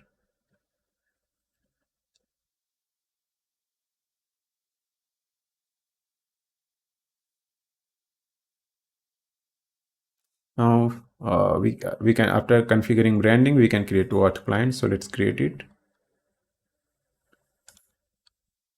Application type will be web application and authorized redirect URI. So authorized redirect URI needs to be here somewhere. We can see here registration instruction. It should be your user pool domain and then IDP response. So copy it, paste it, and user pool domain, this one we can also get from dashboard, but let's copy it and copy and paste till here. Yeah, so it's this thing and then OAuth to IDP response. That's it. Create the client and then update it here. So this is the client ID and then client secret. So copy it here and so scope. So it's open ID, email, file. For mapping, we want map to email and email verified status to email verified here. And there is one more thing, username with sub, yeah, this one. Now let's add identity provider, and we can see Google is available here. Now it's configured at user pool level. Let's go at client level, and under login pages we can edit the login page, and identity provider we can select Google, which we just configured, and save it. Now if I see here login option is available. Let's go by app. Okay, here it's saying invalid because here I have not configured logout URL, so let's configure that as well, and it will take some time to reflect. 4 or 5 minutes it will take. Meantime, let's go to login page. It will ask to sign in. Now I'm in the Google in the Cognito page, and Google option is available. Let's sign in, and sign in using email, Google account. It redirected me to my app with code, and now I'm successfully logged in with Google. Let's test this also. So I will put some value here, test 1 2 3, and let's rename this file to something. Let's call test ABC and put it here, and hit the upload. File is uploaded. Close this. Okay, S3 is closed, but second file should be available. Let's open S3 bucket and see it. And here second file is available. Now let's open incognito tab again and download the file. So this is username, and this is the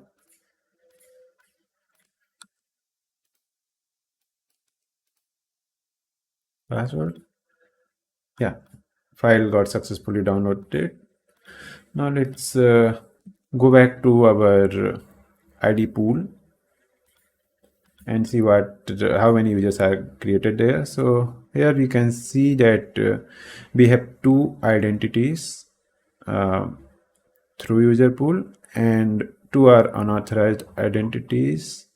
So let's go to identity browser, and these 2 are one is which we logged directly using user pool, and this is the one which we logged using Google.